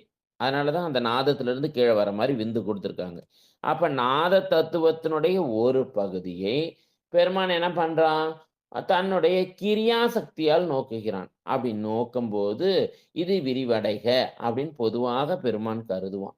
அப்படி பெருமான் பொதுவா கருதும்போது, அவன் கருதிய அளவிலேயே அந்த பகுதி அந்த சுத்த சிவத்தத்துவத்திலிருந்து அந்த 2ஆம் பகுதி விருத்திப்பட்டு சக்தி என்றும் இல்லையா? அந்த சக்தி தத்துவம் விந்து சக்தின்னு சொல்லலாம் அல்லது விந்து என்றும் பெயர் பெறும். அதுதான் விந்து தத்துவம். அப்ப அந்த பெருமான் சுத்தமாயை பார்க்கும்போது நமக்கு உண்டாகக்கூடிய தத்துவம் நாத தத்துவம். அந்த நாத தத்துவத்தை பெருமான் இது விரிவடைகன்னு நோக்கும்போது உண்டாகின்ற தத்துவம் விந்து தத்துவம். இந்த விந்து தத்துவத்துக்கு சக்தி தத்துவம்னும் பேரு. அப்ப இந்த தத்துவத்துல இறைவனுடைய கிரியாசக்தி மட்டும் செயல்படும். அததான் இங்க சொல்றார். அப்ப அந்த நாதத்துல 100% ஞானமும், இந்த விந்து தத்துவத்துல 100% கிரியையும் இருக்கும். அப்புறம் பெருமான் அந்த 2ஆம் பிரிவாகிய அந்த சக்தி தத்துவம் இருக்கு இல்லையா? அந்த சக்தி தத்துவத்தின் ஒரு பகுதியை பெருமான் தனது ஞானசக்தியால் சிறப்பாக நோக்கியும், அப்ப தன்னுடைய ஞானசக்தியால் சிறப்பாக பெருமான் நோக்கியும், கிரியா சக்தியால் சிறப்பாக கருதியும். ஒண்ணு நோக்குறாரு, இன்னொன்னு கருதுறார். கருதியும் நிற்பான். அப்படி ஞானம் பாதி, கிரியை பாதி. இவ்வாறு இது விரிவடையத்தக்கது அப்படின்னு பெருமான் சிறப்பாக நோக்கும்போது, இது இவ்வாறு விரிவடைக அப்படின்னு பெருமான் நோக்கும்போது சிறப்பாக கருதுதல். அப்ப நோக்குதலும், கருதுதலும் சிறப்பாக நிகழும். இந்த நிலையில அந்த பகுதி 3ஆம் விருத்தியாக வளர்ச்சி அடைந்து அந்த தத்துவத்துக்கு பேரு சதாசிவம் அல்லது சாதாக்கியம் அப்படின்னு சொல்றோம். 3வது தத்துவம். சதாசிவம்னு சொல்லலாம், சாதாக்கியம்னு சொல்லலாம். சதாசிவம்னும், சாதாக்கியம் அப்படின்னு பெயர் பெறும். இந்த தத்துவத்துல இறைவனது ஞானசக்தி பாதியும், கிரியாசக்தி பாதியாகவும் சமமாக இருக்கும். அப்படி சமமாக செயல்படக்கூடிய நிலைதான் இந்த சதாசிவ தத்துவம் அல்லது சாதாக்கிய தத்துவம் அப்படின்னு சொல்றோம். அப்புறம் இந்த ஞான சக்தியும், கிரியாசக்தியும் சமமாக செலுத்தி நின்ற இறைவன் இல்லையா? அது சதாசிவத்துல அப்படித்தானே செலுத்துறாரு. 2யும் சமமா செலுத்தி நின்ற இறைவன் என்ன பண்றாரு? அந்த 3ஆம் விருத்தியாகிய அந்த சதாசிவ தத்துவத்தினுடைய ஒரு பகுதியை அத செயல்படுத்துவதற்கு பெருமான் கிரியை மிக அதிகமாகவும், ஞானத்தை மிக குறைவாகவும் இல்லையா? அப்ப கிரியாசக்தியை அதிகமாக செலுத்தி இவ்வாறு ஆகுக என அந்த பெருமான் கருதுவான். அப்படி பெருமான் கருதும்போது, அப்ப அந்த 3வது விருத்தியான அந்த சாதாக்கியம் அல்லது சதாசிவம் அந்த தத்துவத்திலிருந்து 4ஆம் விருத்தியாகிய வளர்ச்சி அடைந்த ஈஸ்வரம் அல்லது மகேஸ்வரம் அப்படின்னு சொல்லக்கூடிய இந்த 4வது தத்துவம் தோன்றுது. இங்கே கிரியாசக்தி அதிகமாகவும், ஞானசக்தி குறைவாகவும் இருக்கும். அப்படி செயல்படக்கூடிய அந்த நிலை. அப்புறம் பெருமான் என்ன செய்றான்? அந்த கிரியாசக்தியை மிக செலுத்தி நின்ற அந்த மகேஸ்வர தத்துவத்தை பெருமான் த அ அந்த 4ஆம் விருத்தி அந்த பகுதிய அந்த ஒரு பகுதியை செயல்படுத்துவதற்கு பெருமான் தனது ஞானசக்தியை அதிகமாக செலுத்தி நிற்பான். அப்போது அந்த பகுதி 5ஆம் விருத்தியாக வளர்ச்சி அடைந்து, அந்த சுத்த வித்தை அப்படிங்கிற அந்த தத்துவம் தோன்றுது. இந்த தத்துவத்துல அந்த இறைவனுடைய ஞான சக்தி அதிகமாகவும், கிரியா சக்தி குறைவாகவும் இருக்கும். ஏன் இந்த இடத்த சுத்த வித்தை அப்படின்னு சொல்றாரு அப்படின்னா, இந்த சுத்த தத்துவத்துல இருக்கக்கூடிய வித்தை. அதனால இத சுத்த வித்தைன்னு சொல்றாரு. அசுத்த தத்துவத்திலயும் ஒரு வித்தை வரும். அதனால இங்க அதை பிரித்து காட்டுவதற்காக இங்க பெருமான் சுத்த வித்தை அப்படின்னு சொல்றாரு. அப்ப இறைவனது இச்சாசக்தி யா இங்க எங்கேயுமே சொல்லப்படல. ஏன் அப்படின்னா, இறைவனது இச்சாசக்தி என்றும் ஒரே நிலையில தான் நிற்கும். இந்த ஞான சக்தியும், கிரியா சக்தியாவும் தான் தனித்தனியாவும், தம்முள் ஒத்தும், ஒன்றன் பின் ஒன்று மிகுந்தும், குறைந்தும் இப்படியெல்லாம் செயல்படுது. இப்படி செயல்படுவதாக உருவாகக்கூடிய தத்துவங்கள் தான் இந்த 5 தத்துவங்கள். சிவம், சக்தி. நாதம்ங்கிறத சிவம்னு சொல்றோம். பிந்துங்கிறத சக்தின்னு சொல்றோம். சிவம், சக்தி, சதாசிவம், ஈஸ்வரம், சுத்த வித்தை. அப்படி இந்த 5 தத்துவங்களும் அந்த சுத்தமாயின் விரிவுகளாய் தோன்றுகின்றன. இல்லையா? அப்படி தோன்றுவத தான் நம்ம சுருக்கமா நாதத்திலிருந்து விந்து, விந்திலிருந்து சதாசிவம், சதாசிவத்திலிருந்து ஈஸ்வரம், ஈஸ்வரத்திலிருந்து சுத்த வித்தை அப்படின்னு இந்த பகுதிய நம்ம பிரிச்சிருக்கோம். இந்த பகுதிய சுத்தமாயிலிருந்து சிவபெருமானே நேரே தோற்றுவிக்கிறார். அப்புறம் அந்த தோற்றுவித்து அந்த பெருமானே ஒடுக்குவார். அப்படி இந்த சிவதத்துவங்கள் அது பெருமானாலேயே செயல்படுத்தப்படுவதனால, இத சிவதத்துவம்னு சொல்றோம். இது சுத்தமாய் நின்று தோன்றி சுத்தமாய் இருக்கிறால் இந்த தத்துவங்கள சுத்த தத்துவங்கள் அப்படின்னு சொல்றோம். இல்லையா? அப்ப முன்ன சொன்னபடி இறைவனது சக்தி, சுத்த தத்துவங்களாகிய இவற்றை நிலைகளமாக பற்றி, இந்த இடத்துல இருந்து வழியாக கீழேயுள்ள ஏனைய தத்துவங்கள், இனிமேட்டு வரக்கூடிய மற்ற தத்துவங்களை எல்லாம் செலுத்தி நிற்கும். அப்ப இந்த 5 தத்துவங்களான இந்த சிவதத்துவங்கள், மற்ற தத்துவங்களை செலுத்துவதால் இந்த பகுதிக்கு பிரேரக காண்டம் அப்படின்னு சொல்றோம். பிரேரகம் அப்படின்னா, அந்த வடமொழி சொல்லுக்கு செலுத்துவது அப்படின்னு பொருள். இந்த தத்துவங்கள் தான் மற்ற தத்துவங்களான அந்த மீதி இருக்கக்கூடிய அந்த 31 தத்துவங்களையும் செலுத்தும். அத தான் இங்க நமக்கு சொல்றாரு. அதனால சுத்த தத்துவங்கள்னு இந்த 5 தத்துவங்களையும் நமக்கு சொல்றாரு. அப்ப இது சுத்தமாயிலிருந்து தோன்றக்கூடியது அப்படின்னு சொல்றார். அப்ப இந்த சுத்தமாயிலிருந்து பெருமான் நேரடியாக இதெல்லாம் என்ன பண்றான்? செயல்படுத்துறான். இங்க இருக்கக்கூடிய அந்த ஆன்மாக்களுக்கு அழுக்கு மிக மிக குறைவு. ரொம்ப குறைவா இருக்கும். இல்லையா? அப்ப இது உடம்பாக வராது. இல்லையா? இது தத்துவங்களை இயக்கக்கூடிய பிற தத்துவங்களை இயக்கக்கூடிய தத்துவங்கள். இந்த தத்துவத்துல நெறைய உலகங்கள் இருக்கு. இல்லையா? அப்புறம் இதுல இருக்கக்கூடிய அந்த உயிர்கள்லாம் எப்படி இருக்கும் அப்படின்னு பார்த்தீங்கன்னா, அதிக பக்குவமுடைய அந்த ஆன்மாக்கள் தான் இங்க இருக்கும். இந்த ஆன்மாக்களுக்கு விஞ்ஞான கலர். விஞ்ஞானம் அப்படின்னா, நுண்ணிய அறிவுன்னு அர்த்தம். விஞ்ஞானின்னு சொல்றோமா இல்லையா? நுண்ணிய அறிவுடையவர்கள். அந்த விஞ்ஞான கலர் உள்ளனர். இங்க விஞ்ஞானத்தால் கலையிலிருந்து அகன்றவர்கள். இந்த கலைங்கிறதெல்லாம் இந்த அசுத்த மாயையில இருக்கக்கூடிய இந்த இதெல்லாம் நம்ம நம்ம விட்டு நீங்க வேண்டியது, நாம் பற்ற வேண்டியது பெருமான அப்படின்னு உணர்ந்த உயிர்கள். அதனால இது விஞ்ஞானத்தால் கலையிலிருந்து அகன்றவர்கள். அப்ப இவர்களுக்கு உடம்பு போகப் பொருள்களை நுகராது. உடம்பு இருந்தாலும் போகப் பொருள்களையெல்லாம் நுகராது. இவர்கள் ஒரே ஒரு பிறவி தான் இருப்பார்கள். அப்புறம் இவர்களுடைய உடம்ப சுத்தமாயா சரீரம்னு சொல்றோம். அல்லது வைந்தவ சரீரம் அப்படின்னு சொல்றோம். இங்க ஏன்னா அது வைந்தவம்னா, அது அருள் உடம்புன்னு அர்த்தம். அங்க அழுக்கு மிக மிக குறைவு. இல்லையா? அங்க பெருமான் லேசா அவன் தலைய காட்டினாவே இங்க இருக்கக்கூடிய உயிர்கள் எல்லாம் வீடு பேறு அடைந்துரும். ஏன்னா ஞானம் மிக அதிகமாக உள்ளவர்கள். இவர்களுக்கு மாயமலமோ, கன்ம மலமோ இருக்காது. இந்த உலகத்துல இருக்கவங்களுக்கு. உடம்பும் வேண்டாத வேலைய செய்யாது. எது செய்தாலும் இவர்கள் சிவ புண்ணியமாகவே செய்வார். இவங்க செயல் அப்படின்னு ஒண்ணு இறங்குனாங்கனாவே, அது கண்டிப்பா என்னதான் இருக்கும் அப்படின்னா, அது சிவ புண்ணியமாகத்தான் இருக்கும். இவர்கள் செய்யக்கூடிய இந்த செயல் எல்லாம். அப்படின்னு இந்த உலகத்துல இருக்கக்கூடிய இந்த உயிர்கள பத்தி நம்ம இந்த அளவுல தெரிஞ்சுட்டு, இப்ப நம்ம அடுத்த தத்துவமான இந்த அசுத்த தத்துவத்துக்கு போவோம். இப்ப பாருங்க. அந்த மாயையிலிருந்து விரிந்த பகுதி இல்லையா? அந்த விரிந்த பகுதி பாருங்க. இங்க சுத்த மாயையா பிரிஞ்சு, அப்புறம் அசுத்த மாயையா பிரியுது. இப்ப இந்த சுத்த தத்துவத்துல 5 தத்துவங்கள் இருக்க மாதிரி, இந்த அசுத்த மாயையில ஆ ம் அ 7 தத்துவங்கள் இருக்கு. அசுத்த மாயையில. அப்ப இந்த அசுத்த மாயை தத்துவத்தை இது மோகினி அப்படின்னு பேர். ஏன்னா பேர்லயே இருக்கு. இந்த தத்துவத்துல இருக்கு. எப்படி இருப்போம் அப்படிங்கிறது அந்த பேர்லயே இருக்கு.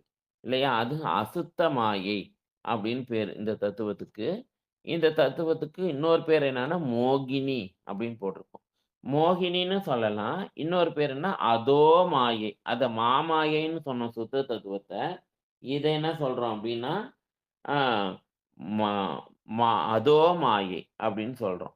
இந்த அதோ மாயை இல்லையா? இது அசுத்த உலகிற்கு இந்த அசுத்த மாயை தான் முதல் காரணமா இருக்கு. இந்த அசுத்தமான இந்த உலகத்த தோன்றதற்கு இந்த அசுத்த மாயை தான் முதல் காரணமா இருக்கு. இத வித்யா தத்துவம்னு சொல்றோம். அத சுத்த தத்துவம்னு சொன்ன மாரி, இத என்ன சொல்றோம் அப்படின்னா, வித்யா தத்துவம் அப்படின்னு சொல்றோம். இந்த வித்யா தத்துவங்கள் 7. அப்ப அததான் இங்க நம்ம 7ன்னு போட்டுருக்காங்க. எத்தன தத்துவங்கள் இந்த வித்யா தத்துவத்துல இருக்கும்னா 7. இப்ப இந்த தத்துவத்தை யார் செலுத்துவாரு அப்படின்னா, அவரு அனந்தேஸ்வரர். இந்த தத்துவத்தை அங்க பக்கத்திலேயே போட்டிருக்கு உங்களுக்கு. இந்த தத்துவத்தை செலுத்துறவர் யார் அப்படின்னா, அனந்தேஸ்வரர் அப்படின்றாரு. அப்ப இந்த அனந்தேஸ்வரர் யாரு அப்படின்னா, எல்லாம் நம்ம போன தடவை இதெல்லாம் பார்த்துருக்கோம். இருந்தாலும் இன்னொரு தடவ உங்களுக்கு நல்லா புரியறதுக்காக திரும்ப சொல்றோம். அப்ப இந்த அட்ட வித்யேஸ்வரர்கள் உள்ள தலைமையான ஒருவரை எடுத்து தான் பெருமான் இந்த உலகத்தை படைப்பதற்காக அனுப்புறான். அவரு தான் அந்த அனந்தேஸ்வரர் அல்லது அனந்த தேவர் அப்படின்னு சொல்லலாம். அதிதெய்வம்னு போட்டிருக்கு இல்லையா? அது அனந்தேஸ்வரர் அல்லது அனந்த தேவர் அப்படின்னு சொல்லலாம். இப்ப அத சொல்லம்போது, அதுல சிருஷ்டி பெருமானுடைய நேரடியாக பெருமான் படைக்கிறான். இங்க எ ஆள் வச்சு அந்த அனந்தேஸ்வரர வைத்து இங்க சிருஷ்டிகள பெருமான் செய்றான். இல்லையா? தோற்றத்தை பெருமான் செய்றான். அதனால இதுக்கு பரம்பரா சிருஷ்டி அப்படின்னு பேரு. இந்த காரண மாயையை பெருமான் படைக்கிறான். அப்ப அந்த மாயையிலிருந்து அந்த அசுத்த மாயையிலிருந்து முதல் பகுதி இல்லையா? ஒரு பகுதி. அந்த ஒரு பகுதின்னு போட்டிருக்கு பாருங்க. அந்த மாயை. அசுத்த மாயையிலிருந்து ஒரு பகுதி. அத அந்த மாயையாக என்ன பண்ணுது? தோன்றுகிறது. அது காரண நிலையிலிருந்து காரியப்படுறதுக்காக வருது. அப்ப அந்த மாயையிலிருந்து 3 தத்துவங்கள் தோன்றுகின்றன. ஒண்ணு காலம், இன்னொன்னு நியதி, அடுத்தது கலை. இந்த 3 தத்துவங்கள் தோன்றுது. இந்த கலை தத்துவத்திலிருந்து வித்தை தத்துவமும், வித்தையிலிருந்து ஆராக தத்துவமும் இப்படி இங்க 7 தத்துவங்கள் தோன்றுது. இப்ப நம்ம 6, 7, 8, 9, 10, 11ன்னு 6 தத்துவங்கள பார்த்தோம். இந்த 12ன்னு ஒண்ணு போட்டு புருடன்னு போட்டிருக்கு பாருங்க. இது தனியா ஒரு தத்துவமா இல்ல. இந்த காலம், நியதி, கலை, வித்தை, ஆராகம்னு சொல்லக்கூடிய அந்த 5ம் சேர்ந்து புருட தத்துவம் அப்படின்னு பேரு. ஏன் அப்படி புருட தத்துவம் அப்படின்னு பேருனா, இந்த நுகரும் தன்மையை உண்டாக்குதல்னால, இந்த 5 தத்துவங்களும் சேர்ந்து செயல்படும்போது தான் ஆன்மாவுக்கு நுகரக்கூடிய அந்த தன்மை, அந்த தகுதி வரும். நுகரக்கூடிய தன்மை வரதுனால தான், இது ஆன்மாவிற்கு உடம்பாகிறதுன்னு சொல்றோம். இந்த புருடன் தான் என்ன பண்ணுது? ஆன்மாவிற்கு உடம்பாகுது. அதனால இத என்னன்னு சொல்றோம்? உ ஆ சட்டைன்னு சொல்றோம். இல்ல இத சட்டைன்னு சொல்றோம். புருஷன்னு சொல்றோம். இல்லையா? அப்ப இந்த 5யும் பஞ்ச கஞ்சுகம் 5 சட்டைன்னு சொல்றோம். காலம், நியதி, கலை, வித்தை, ஆராகம். இந்த 5ம் சேர்ந்து 5 சட்டையா இருக்கு. இந்த உயிருக்கு 5ம் சேர்ந்து 5 சட்டையாக இருக்கு. அததான் இங்க நமக்கு அந்த 5 சட்டையும் சேர்ந்தோனே தான் என்ன பண்றாங்க? இந்த புருடன் அப்படிங்கிற தகுதியை இந்த ஆன்மா பெறுது. அதனால இந்த 5யும் 5 சட்டை அப்படின்னு சொல்றோம். இந்த 5 சட்டைய மாட்டுனோனே இவனுக்கு பஞ்ச கிளேசங்கள் உருவாகுது. 5 இத நீங்க எழுதிக்கணும். இது இந்த சார்ட்ல இருக்காது. நீங்க எழுதிக்கோங்க. இப்ப 5 சட்டைய மாட்டுனோனே இவனுக்கு 5 வகையான கிளேசங்கள் ஏற்படுது. பஞ்ச கிளேசம் அப்படின்னு சொல்லுவோம்.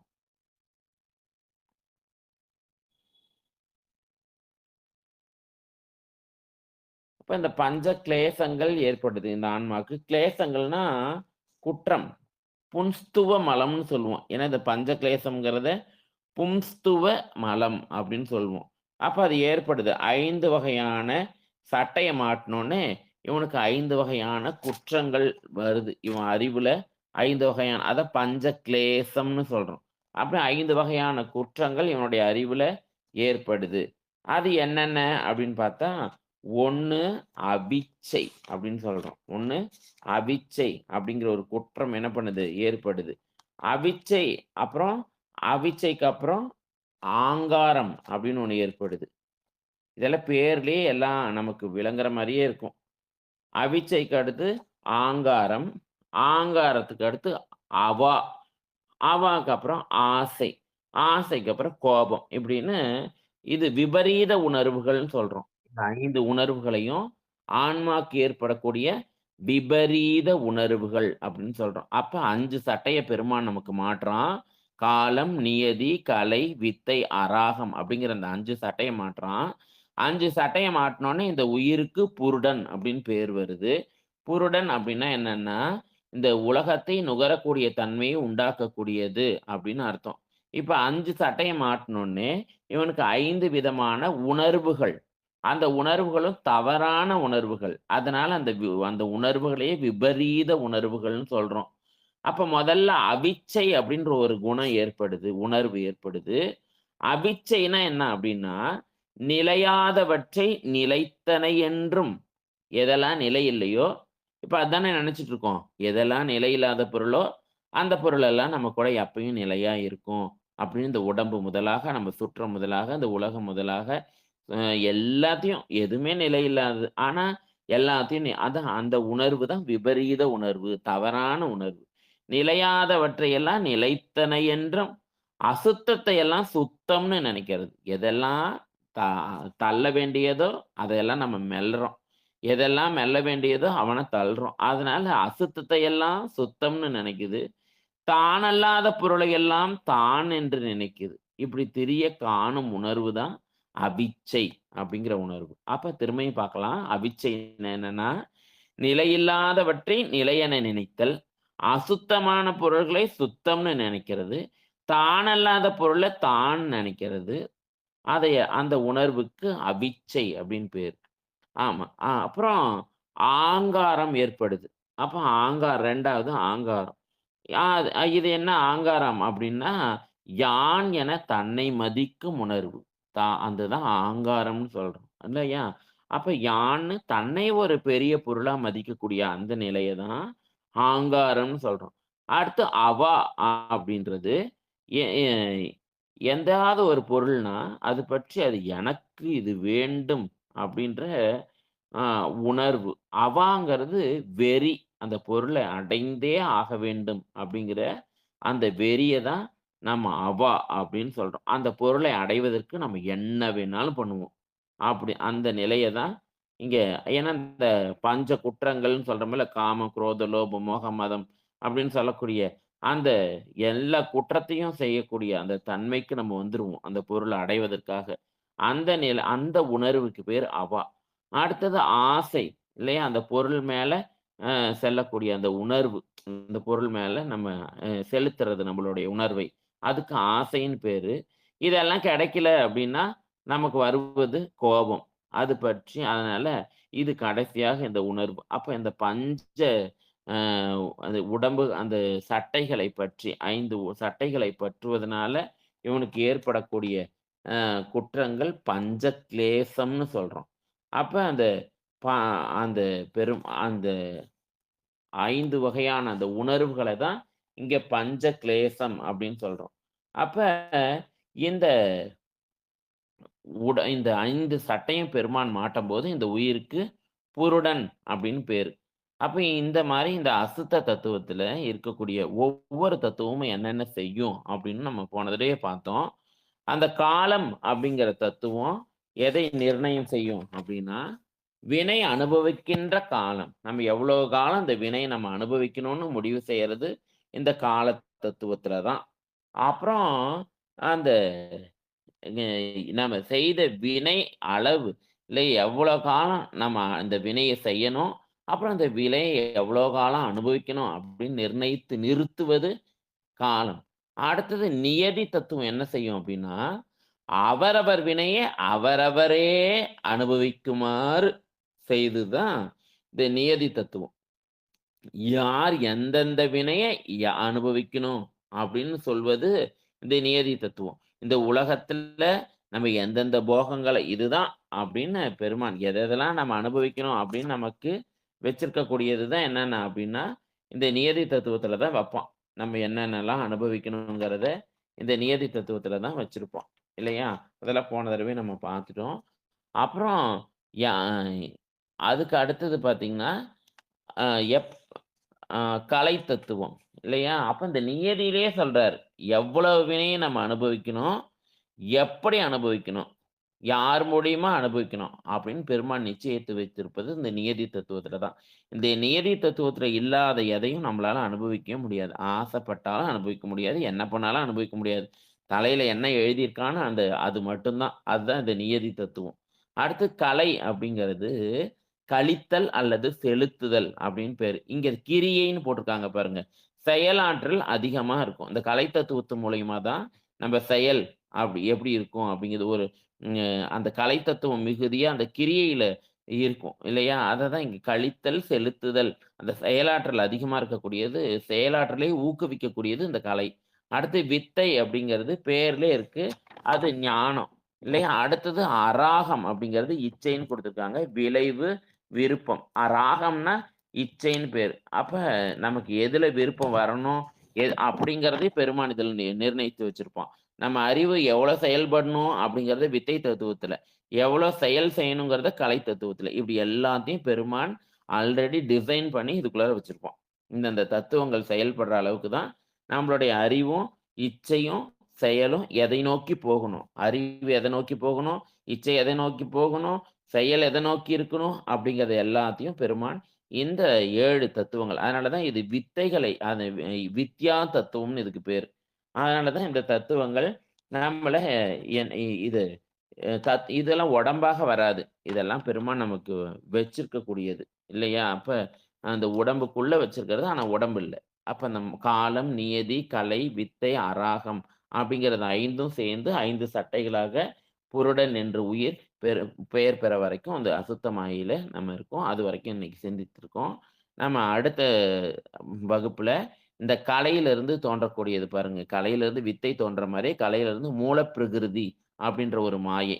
அது ரொம்ப ரொம்ப அசுத்தம். அசுத்த மாயையை விட அசுத்தத்துல அசுத்தம். இந்த மூலப்பிரகிருதிங்கிறது. இதுதான் நமக்கு உடம்பா வரக்கூடியது. இதுதான் ஆன்ம தத்துவம்னு சொல்றாங்க. ஆன்மாவுக்கு உடம்பாக வருவதனால இது ஆன்ம தத்துவம்னு சொல்றோம். இத நம்ம அடுத்த வகுப்புல சிந்திப்போம். திருச்சிற்றம்பலம். தென்னாடுடைய சிவனே போற்றி, எந்நாட்டவர்க்கும் இறைவா போற்றி, ஏகம்பத்துரை எந்தாய் போற்றி, பாகம் பெண்ணுரு ஆனாய் போற்றி, அண்ணாமலையும் மன்னா போற்றி, கண்ணார முதற்கடலே போற்றி, காவாய் கனகத்திரளே போற்றி, கைலை மலையானே போற்றி போற்றி, குவளைக் கண்ணி கூரன் காண்க, அவளும் தானும் உடனே காண்க, கைலாய பரம்பரையில் சிவன் ஞான போத நெறிகாட்டும் வெண்ணை பயில் வாய்மை மேகண்டான் தந்ததிக்கோர் மெஞ்ஞான பானுவாகி உயிலாரும் பொழில் திரு அவடுத்துறைவாள் குரு நமச்சிவாய தேவன் சைலாதி மரபுடையோன் திருமரபு நீடூழித் தழைக மாதோ. தென்னாருடைய சிவனே போற்றி, எந்நாட்டவர்க்கும் இறைவா போற்றி.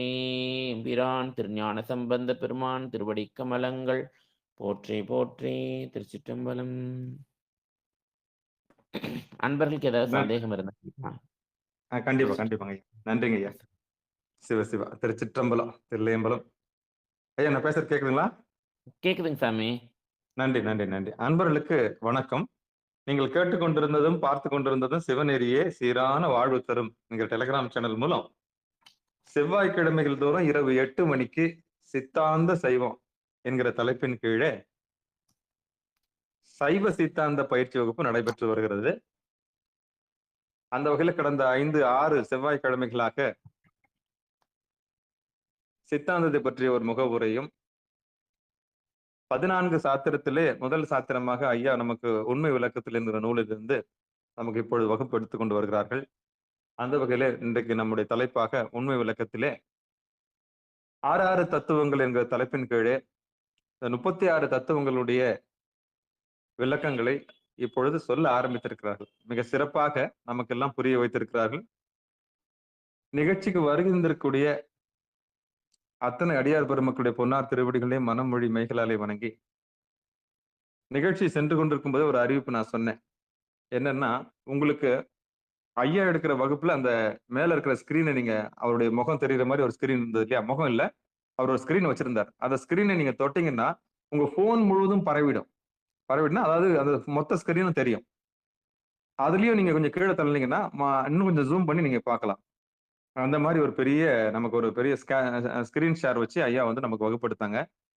அதுல நாதம், விந்து, அந்த சதாசிவம், அப்புறம் சுத்த வித்தை, இந்த நாதம், விந்து, சதாசிவம், சுத்த வித்தை அப்படி இதெல்லாம் அதெல்லாம் வந்து நம்ம அந்த சுத்த மாயை குறித்து முதல்ல நமக்கு அழகா விளக்குனாங்க. அதுக்கப்புறம் வந்து இன்னொரு இந்த உலகியல் காரங்கள் அந்த அந்த ஐயா அதுக்கு பேர் என்னங்க ஐயா? அடுத்த பகுதி எடுத்தீங்களா? சுத்தமாயைங்க. அசுத்த மாயங்களா ஐயா? ஆமாங்கய்யா, அசுத்தமாயை. அசுத்த மாயை. சுத்த மாயையில் இருக்கிற நாதம், விந்து, சதாசிவம், சுத்த வித்தை அவ்வளவுதாங்க ஐயா? ஈஸ்வரம், சப்தரிஷி. ஈஸ்வரம், மகேஸ்வர தத்துவம். இது எல்லாமே சிவபெருமான் சுத்த மாயில வரக்கூடிய தத்துவம். இது வந்து எல்லாமே நமக்கு உள்ள இருக்கிறத அழகா நமக்கு சொன்னாங்க. இது ஒவ்வொருத்தருக்கும் ஒரு தேவதை, அதாவது சாமியோட நிலைமையை சொன்னாங்க. சாமி தான் இந்த அருட்பெருஞ்சோதியாகவும் ஆனந்த வெள்ளமாகவும் ஆனந்த கருப்பொருளாகவும் இருக்கக்கூடிய சிவபெருமான் எப்படி இறங்கி வந்திருக்காரு பாருங்க. நாதமாகவும் விந்தாகவும் அதுக்கப்புறம் வந்து சதாசிவமாகவும் அதுக்கப்புறம் வந்து மகேஸ்வரமாகவும் அதாவது மாகேஸ்வரமாகவும் சொன்னார். மகேஸ்வரமாகவும் அதுக்கப்புறம் வந்து சுத்த வித்தை. சுத்த வித்தையில 3 நிலைமையா பிரியுது. இந்த 3 நிலைமையை வந்து அழகா எடுத்து சொன்னாங்க. அங்கதான் ருத்ரன் வந்து துவங்குறார். ருத்ரனா வராரு. இந்த ஹார்ட் பீட் முதற்கொண்டு அனிச்சையாக நடக்கக்கூடிய நம்ம உடலில் அனிச்சை செயல்னு சொல்லுவாங்க. இப்ப உங்க கண்ணுல ஏதோ முள்ளு பட போகுது அப்படின்னா டக்குன்னு நீங்க கண்ணை மூடுவீங்க. யாரோ ஒருத்தருக்கு கொம்ப கீழே போட போறாங்கன்னா தலையை நீங்க குனிஞ்சு போவீங்க. அப்புறம் நீங்க ரோட்ல போகும்போது உங்களை அறியாமலே குனிஞ்சு போவீங்க. அதாவது உங்களை மீறி உங்க உடம்புல ஒரு செக்யூர்னஸ் இருக்கும். அதுக்கு பேர் அனிச்சை செயல்னு சொல்லுவாங்க. உங்களை மீறி உங்களை பாதுகாக்கக்கூடிய ஆற்றல் உள்ளது ருத்ரனுடைய கண்ட்ரோல். அந்த கண்ட்ரோல சாமி வச்சிருக்கிறாரு. அதுதான் சுத்த வித்தையில 3 பொருளையும் கையில வச்சிருக்காரு. அதாவது ருத்ரம், அதுக்கப்புறம் மனமாகிய மாயை, இந்த மகா மாயையை உள்ள மனமா வச்சிருக்கிறாரு. அதுக்கப்புறம் வந்து நான் என்கிற நிலைமையை கொடுக்கிறாரு. அதாவது பிரம்மா. இந்த 3 நிலைமையும் சுத்த வித்தையில முடியுதுன்னு அழகா சொன்னாங்க. இதெல்லாம் ஒரு நாள்ல முடிகிற கூத்து இல்ல சாமி. 1 மணி நேரத்துல முடிகிற கூத்து இல்ல. நின்னு நிதானமா அழகா உங்களை கூப்பிட்டு ஒரு எம்பிபிஎஸ் படிக்கிற மாணவனுக்கு இந்த பிரசவம் பார்க்கறதுக்கு கத்துக் கொடுப்பாங்க, பயிற்சி கொடுப்பாங்க, உடல் பத்தின தத்துவங்கள் கொடுப்பாங்க. அது மாதிரி சித்தாந்த வகுப்புக்கு வந்த அத்தனை பேருக்கும் அந்த மெய்ஞான தத்துவத்தை நம்ம வந்து உருப்படியா சொல்லி தரணும். சுத்த வித்தை என்ன, மகேஸ்வரம்னா என்ன, சதாசிவம்னா என்ன, விந்துனா என்ன, நாதம்னா என்ன, எப்படி பெருமான் இருக்கிறான் அப்படின்னா ஒரு உணர்ந்தவன் தான் இன்னொரு உணர்ந்தவனுக்கு சொல்லித்தர முடியும். ஒரு குருடன் இன்னொரு குருடனுக்கு கண்ணு காமிக்க முடியாது. அதெல்லாம் உங்களுக்கு தெரியும். அந்த வகையில் நமக்கு ஞானாசிரியராக கிடைச்ச ஸ்ரீதேவையாருடைய பொற்பாதங்களையும் மனமொழி மெய்களாலே வணங்கி இப்போ இந்த 1 மணி நேரத்துல உங்களுக்கு ஒரு சந்தேகம் எதனா ஒண்ணு வந்துச்சுன்னா, ஏதாவது பகிரணும்னு நீங்க ஆசைப்பட்டீங்க அப்படின்னா நீங்க கவனிச்சிருந்தீங்கன்னா ஐயா கிட்ட வந்து ஓப்பனா கேட்கலாம். ஒவ்வொருத்தரா மைக் எடுத்து கேட்கலாம். ஏன்னா அது ரொம்ப நமக்கு அவங்க கிடைச்சது ஒரு பெரிய பொக்கிஷம்.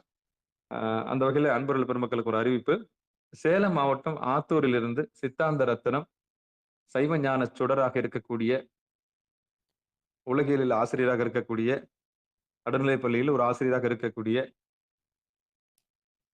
அருளியலிலே நமக்கெல்லாம் ஒரு சித்தாந்த பயிற்சி வகுப்பு ஆசிரியராக இருக்கக்கூடிய, ஞான ஆசிரியராக இருக்கக்கூடிய ஐயா ஸ்ரீதேவையாருடைய மனமொழி மெய்களாலே வணங்கி அன்பர் பெருமக்கள் தங்களுடைய கருத்துக்களை தெரிவிக்கலாம். திருச்சிற்றம்பலம். மீண்டும் ஒரு முறை வணங்கிக் கொள்கிறேன். ஐயா நன்றிங்க ஐயா. மிக்க நன்றி சாமி. நன்றிங்கய்யா. திருச்சிற்றம்பலம். இன்னைக்கு இதை சுட்டி காட்டுறதுக்கு ஆள் இல்லைங்க ஐயா. ஆமா. ஏதோ 23 வருஷம் கோயிலுக்கு போயிருப்பான். ஏன் போனான்? எதுக்கு போனான்னு தெரியாது. பிரதோஷத்துக்கு போயிருப்பான். பால் குடுத்திருப்பான். அதாவது இப்ப அ டியூப்லைட் குடுத்திருப்பான். அன்பளிப்புன்னு எழுதியிருப்பான். கேட்டு குடுத்திருப்பான். தங்க விக்கிரகம் குடுத்திருப்பான். 5 தல நாகம் குடுத்திருப்பான். எல்லாம் குடுத்திருப்பான். ஏன்? பொன்னாலான கேட் கூட குடுத்திருப்பான். ஆனா, உள்ள நுழையறதுக்கு அந்த வித்தைய கத்திருக்க மாட்டான். அவன் பாவம் கற்பனை காமிச்சு, கற்பனை கடந்த கற்பனை இல்ல. பாத்துக்கோங்க. "ஓம் தத்புருஷாய வித்மஹா தேவாய ருத்ர பிரச்சோதயாத்" அப்படின்னு சொல்லிட்டு அப்படின்ற ஒரு சத்தம் தான் கேட்குமே கண்டி, உள்ள நுழையறதுக்கான ஆத்மார்த்தமான வழி அங்க இருந்திருக்காது. ஆ ஆலயம் தொழுவது சாலவும் நன்று. ஆனா, எவன் சிவாச்சாரியார் நல்லா நமக்கு நம்மை அறிமுகப்படுத்தக்கூடிய ஒரு கண்ணாடியாக வரக்கூடிய ஆச்சாரியார் தான் சிவாச்சாரியார். சிவபெருமானை சுட்டி காட்டாதவன் எல்லாமே அதர்மத்தில் போய் நரகத்துல தான் விழும். அவன் காசு பார்த்தான்னா, அவன் பெரிய பெரிய பாவத்துல தான் விழுவான். அப்படிப்பட்ட பாவத்தை செய்யக்கூடியவங்க நரகத்து தான் போவாங்க. உண்மையிலேயே சிவபெருமான சுட்டி காணும். அன்பே சிவம்னு சுட்டி காமிச்சு, நம்மள வந்து ரியலைஸ் பண்ண வைக்கணும். செல்ஃப் ரியலைசேஷன் சொல்லுவாங்க. இது உங்களுக்கு ஆகமத்துல காண்பிக்கக்கூடியவர் தான் குரு. ஐயா, ஆகமத்துலங்கய்யா, ஆகமத்துல சொல்லுங்க ஐயா. அந்த சுவாமிக்கு அந்த தீபாராதனை காட்டி, அந்த பெருமான நமக்கு வெளிப்படுத்துறவங்களுக்கு மந்திரலிங்கம்னு பேரு. சொல்லுங்க ஐயா. அந்த அந்த தீபாராதனை காட்டுறாங்க இல்லையா?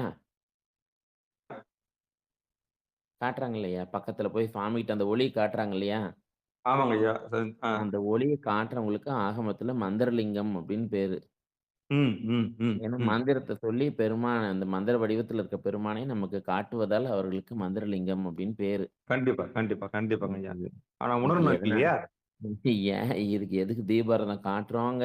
எதுக்காக நம்ம அந்த தீபாராதனைய பார்க்குறோங்கிறதே நமக்கு புரியாது. முதல்ல தெரியாது. புரியாது. ஆமா.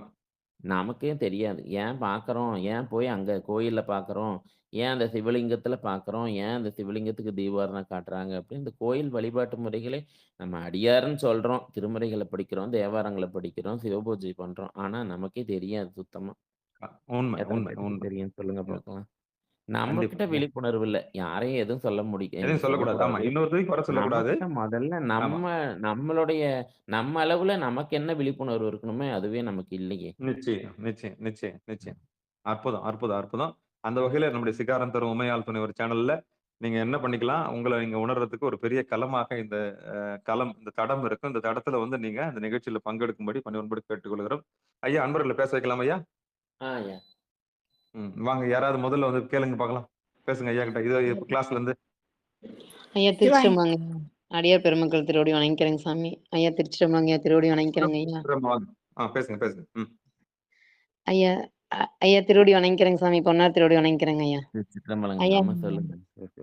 ஐயா இந்த ஓசை பத்தி சொன்னீங்க இல்லைங்கய்யா. எவ்வளவோ ஆமாங்க. டைம் சொல்லி குடுத்துருக்கீங்க. ஆனா, இந்த தடவ ஒவ்வொரு ஓசைய வெளிப்படுத்தும் போதும் ஒவ்வொரு ம் அ ஒவ்வொருத்தர வந்து நியமிச்சு அவருக்கு அந்தந்த வெ வெ இப்ப வந்து மத்திம ஆமா. வாக்கு அப்படின்னு வெளிப்படும் எழுத்தோசை, உருத்திரர் வந்து வித்தையிலருந்து இயக்குறார் அப்படின்னு ஆமா. சொன்னது வந்து எனக்கு இந்த தடவ கொஞ்சம் புரிஞ்சிருக்குங்கய்யா. சரிங்க. ரொம்ப அது ஒரு நன்றி. டேபிள் கலரமா இருக்கு. அடுத்த தடவ வகுப்பப்ப அத நான் ஒரு டேபிள் கலர் மட்டும் போட்டு சரிங்க. முடிஞ்ச எல்லாத்துக்கும் அத அளவுக்கு நம்ம ரொம்ப இன்னைக்கு ஃபாஸ்ட்டா தான் இன்னைக்கு இன்னைக்கு ம். காட்டுன மாரி அத காட்டிடுவோம். சரிங்கய்யா. ரொம்ப அப்ப உங்களுக்கு சந்தோஷங்க. இன்னும் கொஞ்சம் நல்லா புரியும். ரொம்ப சந்தோஷங்க. முன்ன இது கொஞ்சம் தெளிவு கிடைச்சிருக்க மாரி இருக்குங்கய்யா. ரொம்ப நன்றிங்கய்யா. திருவடி வணங்கிக்கிறேங்க சாமி. பெருமானுக்கு தான் நன்றி சொல்லணும். இதெல்லாம் எங்க ஆசிரியர்கள் சொல்லிக் குடுத்தது தான். ஐயா சிவா. பெருமான் உங்க மூலமா தானங்கய்யா சொல்லியிருக்காங்க. பெருமானுக்கு சொல்றத இந்த இந்த நன்றி பெருமானுக்கு தாங்கய்யா போய் சேருது. நீங்க நன்றி. மூலியமா இல்ல. சொல்றதே அவருதான். சிவா. நன்றிங்கய்யா. நன்றிங்க. திருவடி நன்றி. வணங்கிக்கிறேங்க சாமி. மிக்க நன்றி. இப்ப நம்ம அம்மா வகுப்புல சொன்னாங்க இந்த நம்ம வகுப்புல இல்லாத மாணவர்கள் சொன்னா பரவால்ல. இதெல்லாம் நீங்க ஏற்கனவே கேட்டிருப்பீங்க. ஐயா கேட்டுருக்கேங்கய்யா. ஆனா இப்ப கொஞ்சம் ஏதோ கொஞ்சம் உணர்ந்த மாரி ஆமா. இருந்துச்சுங்க. கண்டிப்பா. இந்த சொல்லிட்டீங்க. உயிர்த்த உணருது. அப்படிதான் பார்க்கணும். கொஞ்சம் கொஞ்சமா தான் அந்த தெளிவு நெறைய முறை கேட்டாதாங்க ஒரு விஷயம் நமக்கு புரியும். அதுவும் மறந்துரும். ஆமாங்கய்யா. இப்ப அதானே உயிர். கேட்கும்போது ரொம்ப தெளிவா இருக்க மாரி தாங்க சாமி தோணுது. அதுக்கு தான் இன்னும் எத்தன தடவ கேட்டா அந்த உயிர் திருந்துமோ தெரியல.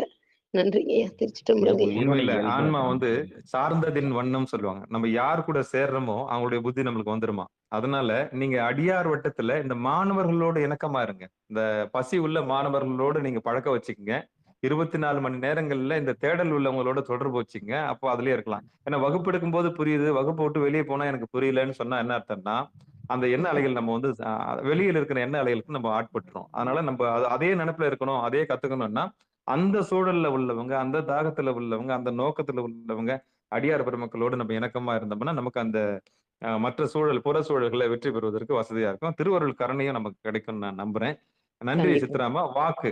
ஆமா. இது சமஸ்கிருதத்துல வாக்கு, பாணி, பாதம், பாயு, உபஸ்தன்னு பிரிப்பாங்க. வாக்கு வந்து இந்த 5 வித ஒலியா ஐயா அழகா தமிழ்ல எடுக்கும்போது அற்புதமா எடுத்தாங்க. அந்த ஓசை ஆமாங்க. நீங்க பேசணும்னாலே சாமியோட ம். கருணை வேணும்ன்றத சொன்னாங்க. அது ஈசத்துவமா சொன்னாங்க. ஐயா கொஞ்சம் திருப்பி ஒரு முறை 5 விதமா சொன்னீங்களா? சொல்லிடுங்க ஐயா. ஆமாங்கய்யா. அது அது ஒரு எங்க முறை எங்க சொல்லுங்க. ஐயா அத அடிக்கடி வகுப்புல சொல்லுவாருங்க ஐயா. நீங்க என்ன சொல்லுங்க. வேணாலும் நீங்க என்ன வேணாலும் பண்ணி தொலைச்சிட்டு போங்க. ஆனா ம். பேசுறத மட்டும் கொஞ்சம் கண்ணியமா பேசுங்க. ஆ. ஒரு நல்ல சொற்கள பேசுங்கம்பாரு. ஏன் அப்டின்னா, ஆ நல்ல சொல்ல பேச முடியலன்னா, நீங்க அந்த இடத்துல பேசாமயே இருங்கன்னு சொல்லுவாரு. ஏன்னா, அது உயர்ந்த தத்துவமான இந்த சுத்த வித்தையிலிருந்து அதான் முதல் தத்துவம் இல்லையா? அந்த முதல் சிவபெருமானே நேரடியா இயக்கக்கூடியது. இந்த வாக்குங்கிறத. அப்படி அந்த வாக்க ஆனா அது சூக்குமை வாக்க சதாசிவர் இயக்குறாரு. அத நம்ம நுண்ணோசைன்னு சொல்றோம் இல்லையா? அப்புறம் அந்த பைசந்திங்கிறத நினைவு ஓசைன்னு தமிழ்ல சொல்றோம். ஆமா, அப்புறம் ஆமா. மத்திமைங்கிறத மிடற்று ஓசைன்னு சொல்றோம். அது இதயத்துக்கு வந்துரும். மிடற்று ஓசைங்கிறது. அதான் அப்புறம் முதல்ல அந்த தூக்கமுங்களா ஐயா? முதல்ல முதல்ல தூக்கமுமா? சூக்குமை அப்படிங்கிறது வெளிப்படாத ஓசை. அது மூலாதாரத்துல இருக்கக்கூடிய மூலாதாரத்துல ம். இருக்கும் அந்த சத்தம். First beginning. ஆமா. அது ம். வெளிப்படாத எழுத்தோசை. அதுக்கு வடிவமே இருக்காது. அது அறிவு வடிவமா இருக்கும். அக்ஷரம். அப்புறம் அங்கருந்து அந்த அந்த ஓசை கெளம்பி பைசந்திங்கிற அந்த தானத்துக்கு அந்த பைசந்தி வாக்கா வந்து உந்தியில நிக்கும். ம். அப்படி உந்தியில நிக்கும்போது அதுக்கு பேரு உயிர்க்காற்று வடிவமா இருக்கும். நினைவு ம். ஓசைன்னு சொல்றோம். அது நினைவு நமக்கு நெனப்பா இருக்கும். ஆனா அது அ வடிவம் பெறாது. ம். அப்புறம் அந்த நாபியிலிருந்து இதயம் நோக்கி வரும். அப்ப அந்த வாக்குக்கு மத்திமை வாக்கு அப்படின்னு பேரு. அங்க எழுத்தோசை வெளிப்படும். ஆனா எழுத்தோசையே அங்க அறிவு வடிவமா இருக்கும். ம். அப்புறம் அங்க அந்த இதயத்திலிருந்து கண்டத்துக்கு வரும். அங்க அதுக்கு பேர் சூக்கும வைகரி. இது காது கேட்கும். எப்படி கேட்கும்னா, நம்மளுடைய காதுக்கு மட்டும் நம்மளுடைய செவிக்கு மட்டும் கேட்கும். ஓ! இது செல்ஃப் பிறர் செவிக்கு ரியலைசேஷன் பண்ணவங்களுக்கு கேட்காது. ஆமா. ஆமா, ஆமா. ஆமா, ஆமா. அது நம்ம சில விஷயங்கள தொண்டையிலே இருக்கு. ஆனா வரமாட்டேங்குது இந்த வார்த்தை மாட்டேன்னு அப்படிம்போம். சொல்லுவாங்க. ஆமா, ஆமா. அடைக்குதுன்னு அது சொல்லுவாங்க. ஆமா. அந்த நிலை. ம். இந்த சூக்கும வைகரி. அப்புறம் இந்த ம்ஹ்ம். தூல வைகரிங்கிறது தான் பிறர் செவிக்கு கேட்கிற மாரி வர்றது. இது அயன் அப்ப நம்ப வந்து வாய் அசைக்கிறோம். ஆமா. ஆஹா! பாருங்க. ஒரு ஆ எழுத்து உருவாகுற விதத்த அழகா சொல்லிட்டீங்க. வாக்கு அப்டின்னா சாமியோட அப்போ இதுல ஒரு மந்திரம் சொல்லுவாங்கய்யா. ஓம் தத்புருஷாய வித்மக வாக்கு சுத்தாய தீமஹி தன்னோ சிவ பிரச்சோதயாத் அப்டின்னு சொல்லிட்டு அது மூல மந்திரமா சிவபெருமானுக்கு சொல்லுவாங்க. அது வாணி வாணி காயத்ரி. சரஸ்வதிக்கு சொல்ற காயத்ரி. அப்டியா சொல்லுவாங்க? ஆமாங்கய்யா. வாக்கு சுத்தாய தீமஹி தன்னோ சிவ தன்னோ தன் பிரச்சோதயாத்ன்னு சொல்லி தன்னோ சிவபெருமானுக்கும் தன்னோ சொல்றாங்கய்யா. தன்னோ வாணி சிவ பிரசோதயாத். ஆ சிவ இப்ப அந்த வாக்கு சுத்தாய அப்டின்னு சொல்லும்போது சிவபெருமானுக்கும் வாக்கு தானே காரணம்? இல்ல. அவருக்கு வாக்கெல்லாம் கிடையாது. அதெல்லாம் ரொம்ப கீழான நிலை வாக்குங்கிறதே. சுத்த வித்தையே கீழ தான் இல்லையா? ஆமா. ஆமா, ஆமா. ஆ. இதுக்கு மேல இன்னும் நெறைய நிலைகள் இருக்குங்கய்யா. அது நெஞ்சுவிடு ஆ. தூது நூல்ல தான் இருக்கு. இந்த ம், நூல்ல ம், இல்ல. ம். இந்த நூல்ல ம், இங்க ம். இருந்து சுத்த தத்துவத்துல இருந்து ஆரம்பிக்குது. இதுக்கு மேல இருக்கிறதெல்லாம் நம்ம நெஞ்சுவிடு தூதுன்னு ஒரு நூல் இருக்கு. அதுல இருக்கு. அப்ப பேசும்போது கவனமா பேசணும். கவனமா தான் பேசணும். பேசாம இருக்கிறதே நல்லது. யாகாவராயினும் நாகாக்க காவாக்கால் சோகாப்பர் சொல்லி இழுக்கப்பட்டு. அதனால தான் அது சும்மா இரு சொல்லற அப்படின்னு சொல்றதே அதனால தான். ஏன்னா நிச்சயம் நம்ம சாமி. சொல்ற சொல் சில பேத்துக்கு இனிமையா இருக்கும். சில பேத்துக்கு அதுவே வெறுப்பாவும் இருக்கும். வெறுப்பாவே மாறும். ஆமா, உங்களுக்கு ஆமா, இனிமையா இருக்க சொல் மற்றவங்களுக்கு வெறுப்பா இருக்கலாம். அதனால அந்த ஆமா. சொல்ல மட்டும் ரொம்ப ஜாக்கிரதையா பயன்படுத்தணும்னு கண்டிப்பா, சொல்லுவாரு. அதனால கண்டிப்பா, தான் கண்டிப்பா. இப்ப நம்ம இந்த திருமுறைகள் எல்லாம் அவங்களுடைய வாக்குல இருந்து வந்ததுனால தான், அதெல்லாம் வந்து நம்ம ஒவ்வொரு எழுத்தும் மந்திர எழுத்துக்கள். அந்த ஒவ்வொரு எழுத்தும் சிவலிங்க வடிவம்னு சொல்லுவாங்க. அதனால தான் திருமுறைகள கீழ வைக்க மாட்டாங்க. தலைகீழ வைக்க மாட்டாங்க. திருமுறைகள் படிக்கும்போது எதுவும் சாப்பிட மாட்டாங்க. அத எச்சில் படுத்த மாட்டாங்க. நாக்க தொட்டு திருப்ப மாட்டாங்க. ஏன்னா, அதெல்லாம் சிவலிங்கத்தினுடைய வடிவம். அதெல்லாம் சுத்த தத்துவத்திலிருந்து வந்ததுன்னு சொல்லுவாங்க. இப்பதாங்கய்யா தெரியுது. நான் ஒரு முறை மண்ணுல வைப்பேன் புத்தகத்த. என்ன சாமி கீழ வச்சுட்டீங்கன்னு சொல்லுவாங்க. அத ஒரு துண்டு விரிச்சு, அதுக்கு மேல வைப்பாங்க. ஆமாங்கய்யா. ஆமா. உண்மதான், எங்களுக்கெல்லாம் உண்மதான். வகுப்புக்கு போம்போது பலகையே குடுத்துருவாங்கய்யா. ஒவ்வொரு ஆ, வகுப்புக்கும் பலகை குடுப்பாங்க. ஆ. அங்கேயே மகிழ்ச்சி, பலகை மகிழ்ச்சி. இருக்கும். ஆமா, ஆமா, ஆமா. சொல்ல வரேனுங்க. கொஞ்சம் இருங்க வந்துடுறேன். இதோ வந்துட்டேன். நன்றிங்க. வேற வேற யாராவது பேச வரீங்களா? அடியேன் பேசலாங்க ஐயா? சிவாய நம. ஆமா திருச்சிற்றம்பலம். எல்லாரும் ஒவ்வொருத்தரும் பேசலாம். எல்லாமே இங்க சித்தாந்த ரத்னம் பட்டம் வாங்கினீங்க இருக்கீங்க, பெரிய பெரிய ஜீவிகள் இருக்கீங்க. கொஞ்சம் பேசலாம். பிரேமம்மா முதல்ல பேசுறீங்க. சிவாய நமங்க.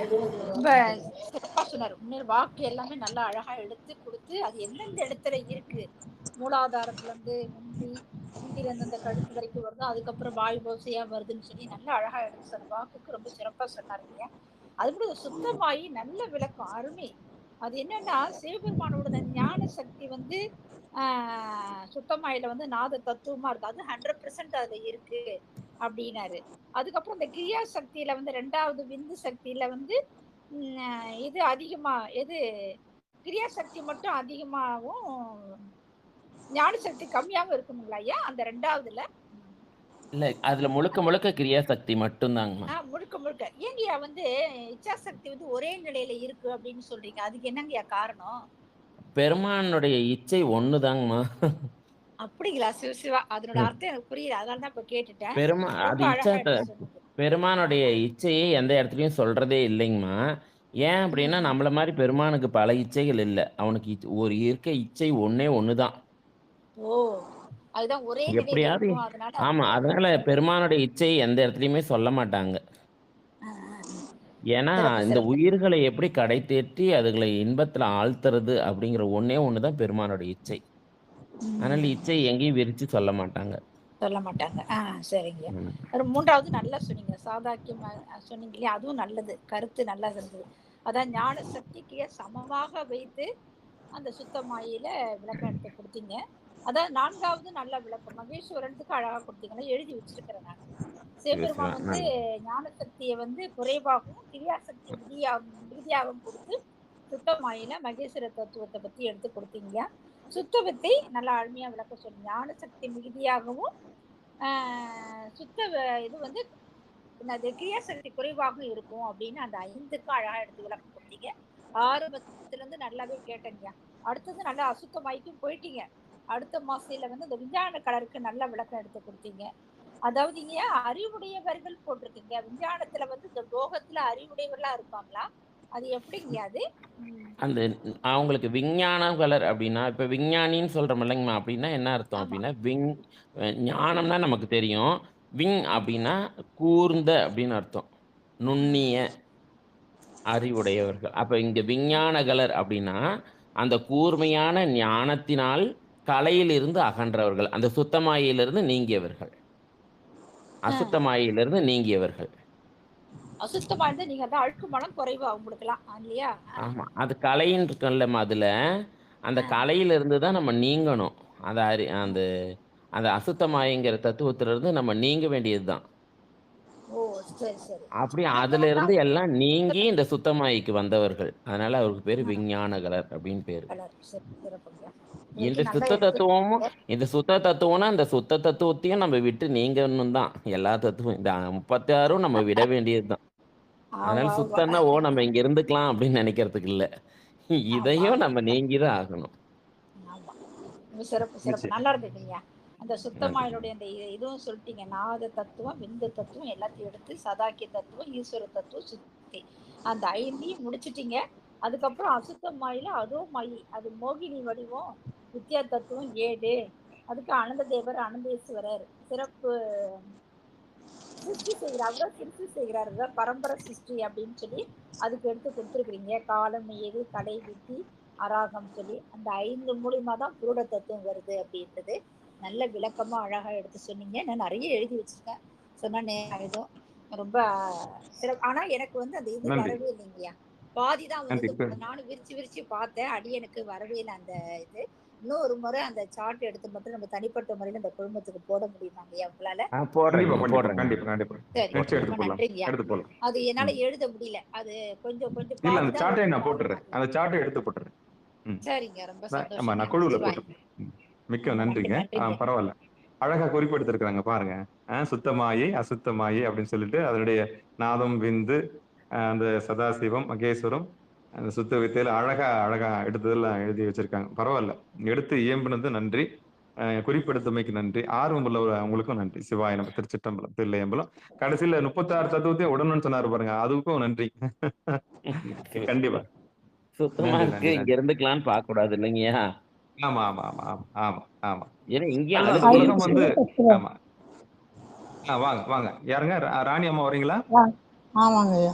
5 பேசுங்க, பேசுங்க. சிவதத்துவத்தின் நாதம் ஒளி மாயை ஆதிசிவமும் பிந்து ஒளி காலம் மந்திரங்கள் சதாசிவன் நான் மகேஸ்வரன் விருப்பு வெறுப்பு பொருள் சுத்த வித்தை அறிவு செய் ஈஸ்வரன்.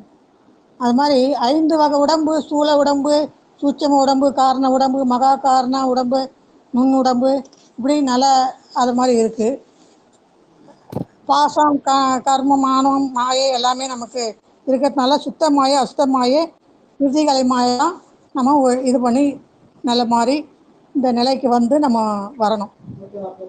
36 தத்துவங்களும் நம்ம கலக்கணும். 36 தத்துவங்களையும் விடணுமா? விடணும். கடக்கணும். அவங்க சொன்னாங்க கடக்கணும். கடக்கணும்னு சொன்னாங்க முதல்ல. அப்புறம் கடக்கணும்னு சொன்னாங்க. ரைட். கடந்து கலப்பீங்களா? இல்ல போகணும். கடந்து போகணும். கடந்து. கடந்து சரி. போகணும். இறைவன் உணர்த்தணும். இறைவன் உணர்த்தினா ஆமா, தான் அது உணர்த்தணும். ஒவ்வொன்றுத்தையும் விட முடியும். ஆமா. ஆமா இல்லைன்னா அது ஒன்னொன்னுத்துல லாக் ஆகி நம்ம நிற்போம். ஆமா. ரொம்ப ஆமா நன்றிங்க. மாயில போய் பரவாயில்ல, மாட்டிப்போம். பரவாயில்ல. அப்பப்ப மாயில நிச்சயம். போய் மாட்டிப்போம். சக்தி கண்டிப்பா. 5 அற்புதம், சக்தி அற்புதம். இருக்கு. பராசக்தி, ஆதிசக்தி, இசாசக்தி, ஞானசக்தி, கிரியாசக்தி. அதெல்லாம் வந்து நமக்கு சக்தி ஞானசக்தி மற்றும் சிவன், ஞானசக்தி மற்றும் சிவன், கிரியாசக்தி, அதெல்லாம் நமக்கு வந்து உடன்பாடு ரொம்ப. சிவாய நம்ம. மிக்க நன்றி. நன்றிம்மா, நன்றிம்மா. பரவாயில்ல. கவனிச்சிருக்கீங்க. ரொம்ப சிவாய ஆர்வத்துக்கு நன்றி, நன்றி, நன்றி. அந்த 25 சிவ முகூர்த்த தலை இருக்கு சில கோயில் வச்சுக்காங்க. அதுதான் என்னன்றது விவரம் இல்லை. ஐயாவை கேட்கணும். வாங்க ஸ்ரீதேவ் ஐயா. என்ன கேக்குறாங்க பாருங்க ஐயா. ஐயா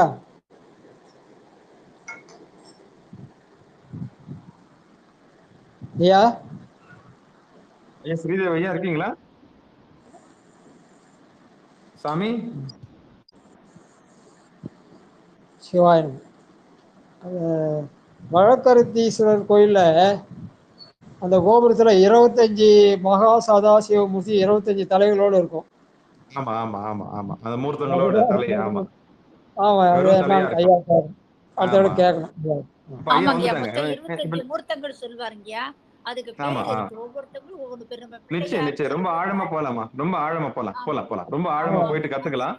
ஒவ்வொரு நிலைக்கும் ரொம்ப ஆழமா போகணும். நாதத்தை எடுத்தோம்னா அது அது அது ஒரு பெரிய டிபார்ட்மெண்ட். விந்து எடுத்தீங்கன்னா அது ஒரு பெரிய டிபார்ட்மெண்ட். அப்புறம் சதாசிவத்தை எடுத்தீங்கன்னா அது ஒரு பெரிய டிபார்ட்மெண்ட். அப்புறம் மகேஸ்வரத்தை எடுத்தீங்கன்னா அதுல நீங்க விரிச்சு நமக்கு மூச்சா இருக்கிறதே மகேஸ்வரம் தான். அதுக்கப்புறமா இருக்கிறது சுத்த வித்தை. அதை எடுத்தீங்கன்னா அந்த ருத்ரம் வந்துடும். அது மூணும் பிரச்சனை. இதுவே நம்ம நாள் முழுக்க பார்த்துக்கிட்டே போலாம். ரொம்ப நாள் எடுத்துக்கலாம். இருந்தாலும் நம்ம குறைவான நேரத்துல நிறைய சிந்திச்சிருக்கோம். அந்த வகையில இப்ப 25வது விஷயத்தை ஏதோ கேட்டாரு ஸ்ரீதேவ் ஐயா. கொஞ்சம் விளக்குங்க. இப்ப கேளுங்க ஐயா. வந்துட்டாரு பாருங்க. ஐயா, 4வது சிவ தத்துவம் இருக்கு இல்லையா? அந்த ஈஸ்வரம்னு சொல்லக்கூடிய தத்துவம்.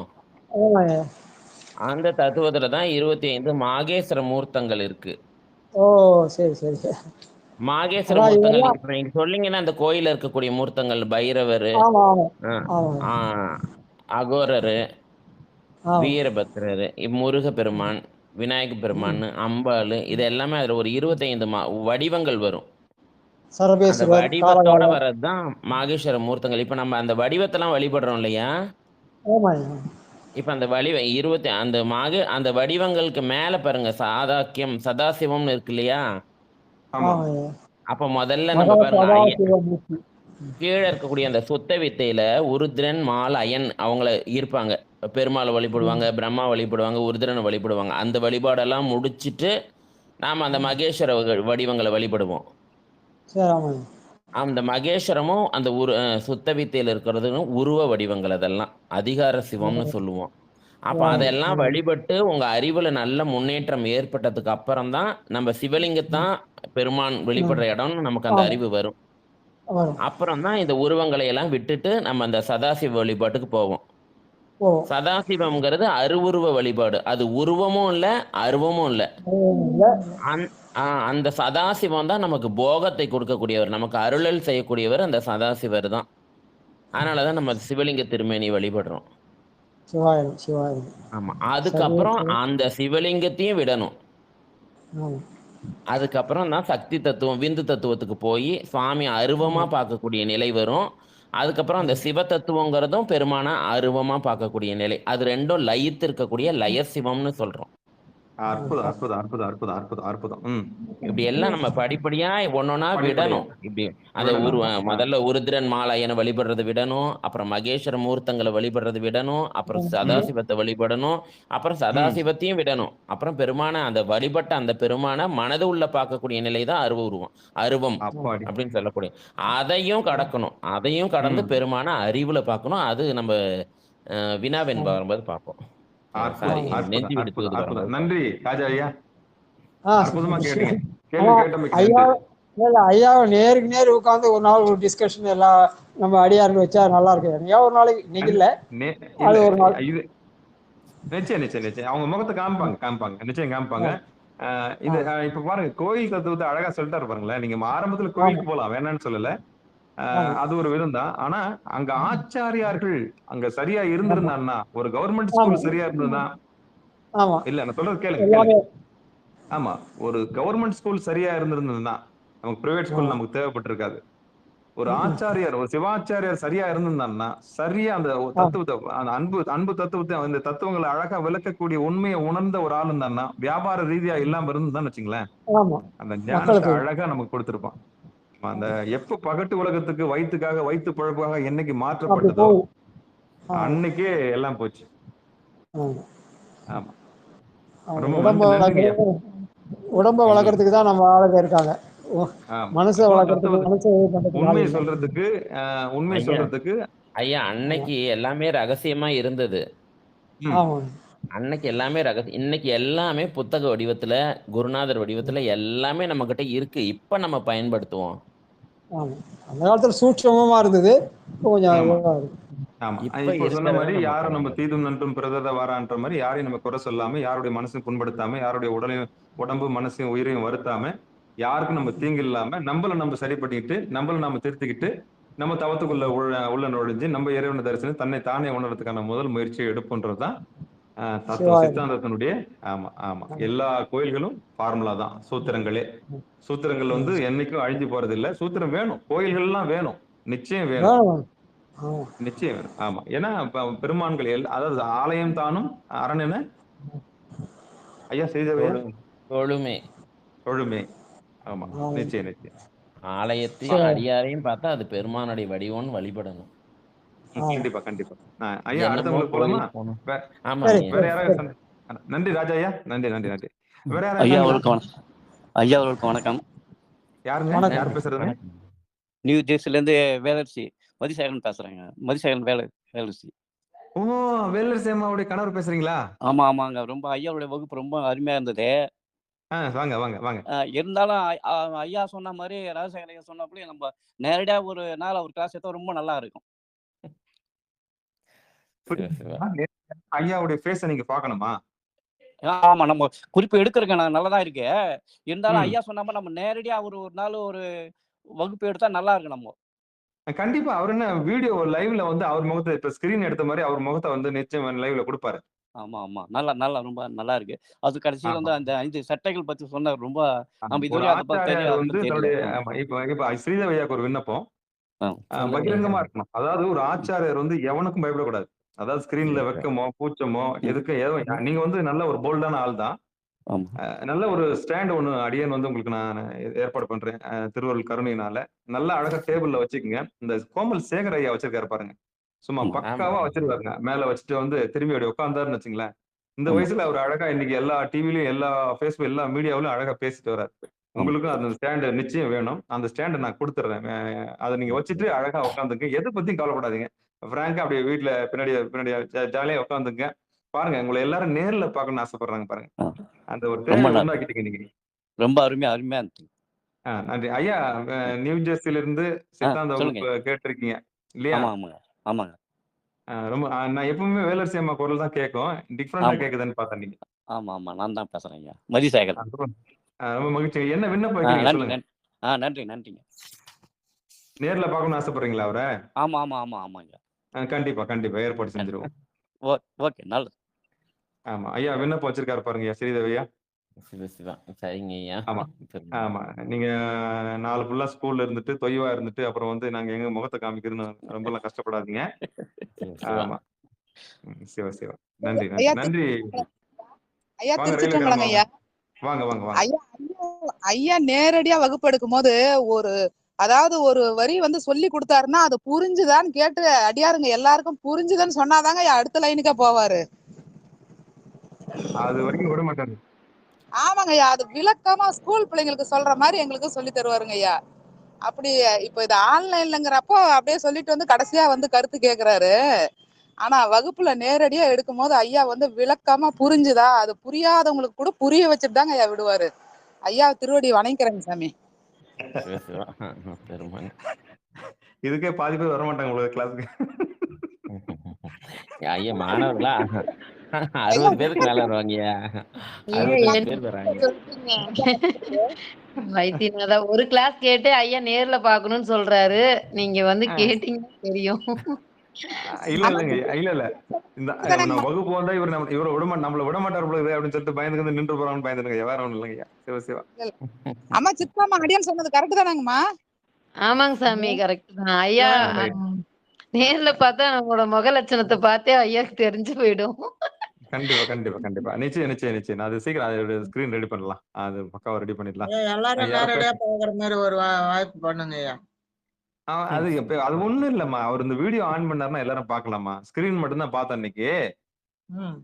ஆமா. அவருக்கு இந்த மேக்கப் எல்லாம் பண்றதுக்கு ஆள் இல்ல. அதனால நான் லேட் ஆகுது. நீங்க கவலைப்படாதீங்க. மேக்கப்லாம் தேவையில்லையா சரி. அப்படியா? ரொம்ப மகிழ்ச்சிமா. அவரு இயல்பான மனிதர் தான். ரொம்ப இயல்பான மனிதர். மேக்கப் என்ன வேண்டியது? விபதித்தால மேக்கப் தான். சரிங்கம்மா. நிச்சயம் வருவார். திரையில தோன்றுவார். ஐயா சொல்லுங்க ஐயா. பதில் சொல்லுங்க ஐயா அம்மா மாருங்களுக்கு. என்னங்க எடுத்துடலாங்க. நேரடி வகுப்பை எடுத்துடலாம். சரி சாமி. ஆமா. சரிங்கம்மா. அவங்க கோரிக்கை ஏத்துக்கிட்டாரு. அவரு நிச்சயம் வந்து அடுத்த வகுப்பு அடுத்த செவ்வாய்க்கிழமை வந்து நமக்கு தரிசனம் தருவார். அதுக்கப்புறம் ஸ்கிரீனும் ஷேர் பண்ணணும்ல. அவர் வீட்டுல போர்டு இருந்ததுன்னா நான் அன்னைக்கே கேட்டேன். போர்டு இருந்ததுன்னா பின்பக்கம் அப்படியே காமிங்க ஐயா. நம்ம வந்து பாத்துக்கலாம் அப்படின்னு சொல்லிட்டு சொன்னேன். ஆமா, எழுதினாருன்னா அப்படியே பாத்துக்கலாம். அப்படி எழுதுனா பாத்துக்கலாம். அவர் கிளாஸ்ல ஒரு 10க்கு 10 ரூம்ல இருந்தா கூட போதும். பின்னாடி ஒரு போர்டு இருந்தா கூட போதும். நம்ம கேமரா வச்சுட்டு நீங்க இதுதான் சுட்டி காமிச்சிக்கலாம். ஒன்னும் பிரச்சனை இல்ல. நன்றிங்க ஐயா. ஐயா தொந்தரவு பண்ண நினைச்சுக்காதீங்க. இல்லன்னா நீங்க ஸ்கிரீன் ஷேர் அதுதான் நான் உங்களுக்கு வசதியா அது சொன்னேன். இல்லைங்க. இந்த பகுதி கண்டிப்பா நேரடியா ஆசிரியர்கிட்ட பாடம் கேட்கணும். அதுதான் இந்த உண்மை விளக்கம். ஏன்னா இதுல ரொம்ப அந்த சார்ட் எல்லாம் போடுற வேலை, அந்த பிரிச்சு அட்டவணை போடுற வேலையெல்லாம் நிறைய இருக்கு. நிறைய இருக்கு. ஆமா. அதனால கொஞ்சம் அந்த அட்டவணை மாதிரி இருந்தா அவங்களுக்கு ரொம்ப ஈஸியா இருக்கும். பேரு உண்மை விளக்கம் தானே? ஆமா. ரொம்ப விளக்கமா இருக்கும். விளக்கமா இருக்கும். சரிங்க. வேற யாராவது கேள்வி கேட்க? வாங்க. ஐயா சுத்தமாயே 2 பகுதியா பிரிச்சுக்கலாம்னு சொன்னீங்கல்ல ஐயா? ஆமாமா. சொல் ஒண்ணு பொருள் ஒண்ணுன்ட்டு. சொல்லுலகம் பொருளுலகம். அதுல வந்து சுத்த பிரபந்தம் அறுத்த பிரபந்தம்னு 2 சொன்னீங்க. ஆமா. அந்த சொல் உலகம் இருக்குல்ல. ஆமாங்க ஐயா. அதுக்கு இன்னொரு பேரு சப்த பிரபஞ்சம். நம்ம தமிழ்ல சொல் உலகம்னு சொல்றோம்ல, அது வடமொழியில சப்த பிரபஞ்சம் அப்படின்னு சொல்றோம். பொருள் உலகத்தை அறுத்த பிரபஞ்சம் அப்படின்னு சொல்றோம். அப்படி பிரிச்சுட்டீங்க இல்லையா? இப்போ அது வந்து சுத்தமாயைக்கு தான் இப்போ வந்து சூக்குமம், பைசந்தி, மத்திமை, வைகரின்னு எல்லாம் நடத்துனீங்க. நீங்க இந்த சொல் உலகம் இருக்கு இல்லைங்கம்மா, அதுக்கு அந்த சொல் உலகத்துல 4 வகையான வாக்குகள் தோன்றும். நன்றிங்க ஐயா. அப்ப அந்த பொருளுக்கு எது சொன்னீங்க ஐயா நீங்க? பொருள் உலகத்துல தான் சிவ தத்துவங்கள் தோன்றுது. நன்றிங்க ஐயா. அதுதான் இன்னும் அந்த பொருள் உலகத்துல இன்னும் கலை தத்துவங்கள் கலை தோன்றும். ஆமாங்க ஐயா. கலை பத்தி அடுத்த வகுப்புல பார்ப்போம். ஆமாங்க ஐயா. இப்ப இன்னைக்கு அசுத்தமாயை நீங்க எடுக்கலீங்க ஐயா, அதுங்காட்டி நான் டைவர்ட் ஆயிட்டேன். ஒரு அசுத்தமாயை அப்படியே ரேண்டமா ஒரு பாரு பார்த்துருக்கோங்கம்மா. ரொம்ப இதையே போட்டு இதையே சொல்லிட்டு இருந்தா மக்கள் கொஞ்சம் இதாயிடுமேட்டு திரும்ப அசுத்தமாய்க்கு போயிட்டோம். ஐயா ரொம்ப விரிவா எடுக்கிறீங்க ஐயா. இந்த சார்ட் எல்லாம் எங்களுக்கு சொல்லியே கொடுக்கலங்க ஐயா. இதுல நீங்க வந்து சுத்தமாயை வந்து குடிலும் அசுத்தமாயை வந்து சொல்லி கொடுத்துருப்பாங்க. நம்ம சொல்லி கொடுத்துருப்பாங்க. நமக்கு அதை வாங்குற அளவுக்கு அந்த பக்குவம் அப்ப இருந்திருக்காது. இல்லைங்கய்யா. இந்த மாதிரி பிரிச்சு இந்த மாதிரி போட்டு சொல்லி கொடுக்கலையே. தெரிஞ்சிருந்தா ஆமா ஏன் இது சொன்னாங்கன்னு சொல்லுவனே. ஆமா இதோ இது வந்து வேலாசன்மா நமக்கு இருக்க இது உண்மை ஐயா இலக்கத்துல நமக்கு இவ்வளவு விரிவா இருக்குங்கம்மா. ஆகமத்துல இன்னும் ரொம்ப விரிவா இருக்கும். வேலாசன்மா இருக்காங்க பாருங்க, கேளுங்க. அவங்க சொல்லவே இல்லையே இத மாதிரி எல்லாம் பிரிச்சு எங்களுக்கு. என்னம்மா சரிங்க. வேலாசன்மா? நன்றி, அம்மா நன்றி, நன்றி. பெருமான் நியதியில நமக்கு எப்ப வரணும்னு வச்சிருக்கானோ அப்பதான் வரும். நன்றிங்க ஐயா. நான் அப்பதான் நினைச்சேன் ஐயா, நமக்கு இப்படிதான் இப்போ விளக்கம் வரணும் பொழுதுன்னு நினைச்சேன் ஐயா. கண்டிப்பா, நன்றிங்க ஐயா. கண்டிப்பா.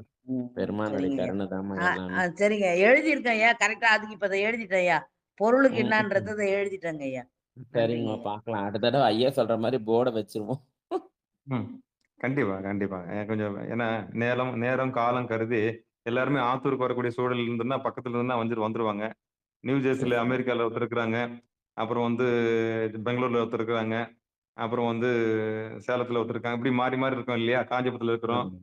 எங்களுக்கெல்லாம் கருணை ம். காமிக்கணும் நீங்க. அவ்வளவுதான், வேற ஒண்ணும் இல்ல. சிவா வைத்தியநாத பெருமான் தான் கருணை கடவுளே. கண்டிப்பா, கண்டிப்பா. இது இந்த சரிங்க. ஓசை ஒலியலாம் ஆனாய் நீயே உலகுக்கு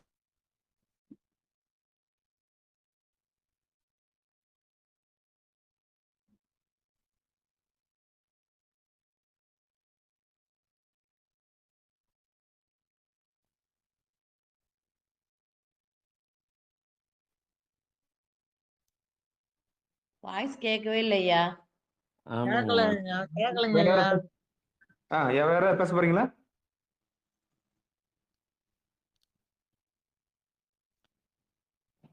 வேற யாராவது பேச போறீங்களா? காஞ்சிபுரத்து ஐயா, அவருக்கு பேர் நான் மறந்துட்டேன். காஞ்சிபுரத்து ஐயான்னு போட்டேன். அவர் நம்ம முற்றோதெல்லாம் வருவார். சுந்தரர் கோயில்கள எதிர்முதல் கோயில்லாம் பார்த்திருக்கிறேன். நம்ம நண்பர் அவரு.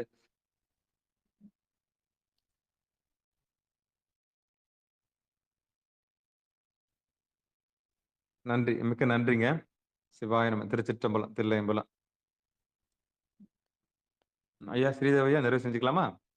செஞ்சுக்கலாம் சாமி. சிவா சரி. வைத்தியநாதன். சிவாய நம. திருச்சிற்றம்பலம், தில்லையம்பலம். திருச்சிற்றம்பலம். தென்னாடுடைய சிவனே போற்றி, எந்நாட்டவர்க்கும் இறைவா போற்றி, ஏகம்பத்துரையந்தாய் போற்றி, பாகம் பெண்ணொரு ஆனாய் போற்றி, அண்ணாமலையும் அண்ணா போற்றி, கண்ணார முதக்கடலே போற்றி, காவாய் கனகத்திரளே போற்றி, கைலை மலையானே போற்றி போற்றி. அன்பர்களுக்கு வணக்கம். நீங்கள் கேட்டுக்கொண்டிருந்ததும் பார்த்து கொண்டிருந்ததும் சிவநெறிய சீரான வாழ்வு தரும் என்கிற டெலிகிராம் சேனல் மூலம் செவ்வாய்க்கிழமைகள் தோறும் இரவு 8 மணிக்கு சித்தாந்த சைவம் என்கிற தலைப்பின் கீழே சைவ சித்தாந்த பயிற்சி வகுப்பு நடைபெற்று வருகிறது. அந்த வகையிலே உண்மை விளக்கம் என்கிற தலைப்பின் கீழே தற்போது நிகழ்ச்சிகள் நடந்து வருகின்றன. நம்மோடு சித்தாந்த சைவத்தை வழிநடத்த சேலம் மாவட்டம் ஆத்தூரில் உள்ள சித்தாந்த ரத்னம் சைவ நெறிச்சுடர் சிவத்திரு ஸ்ரீதேவ் ஐயா அவர்கள் நம்மோடு வகுப்பை நம்ம எல்லாம் வழிநடத்தி சென்றார்கள். அவருடைய பொற்பாதங்களை மனமொழி மெய்களாலே வணங்கி நிகழ்ச்சிக்கு வருகை தந்த அத்துணை உள்ளங்களுடைய திருவடிகளையும் மனமொழி மெய்களாலே வணங்கி நிகழ்ச்சியின் இதை நிறைவு செய்வோம். மீண்டும் அடுத்த செவ்வாய்க்கிழமை இரவு 8 மணிக்கு சந்திக்கலாம் என்று கூறி விடைபெறுகிறோம். நன்றி, வணக்கம். நற்றுணையாவது நமச்சிவாயவே.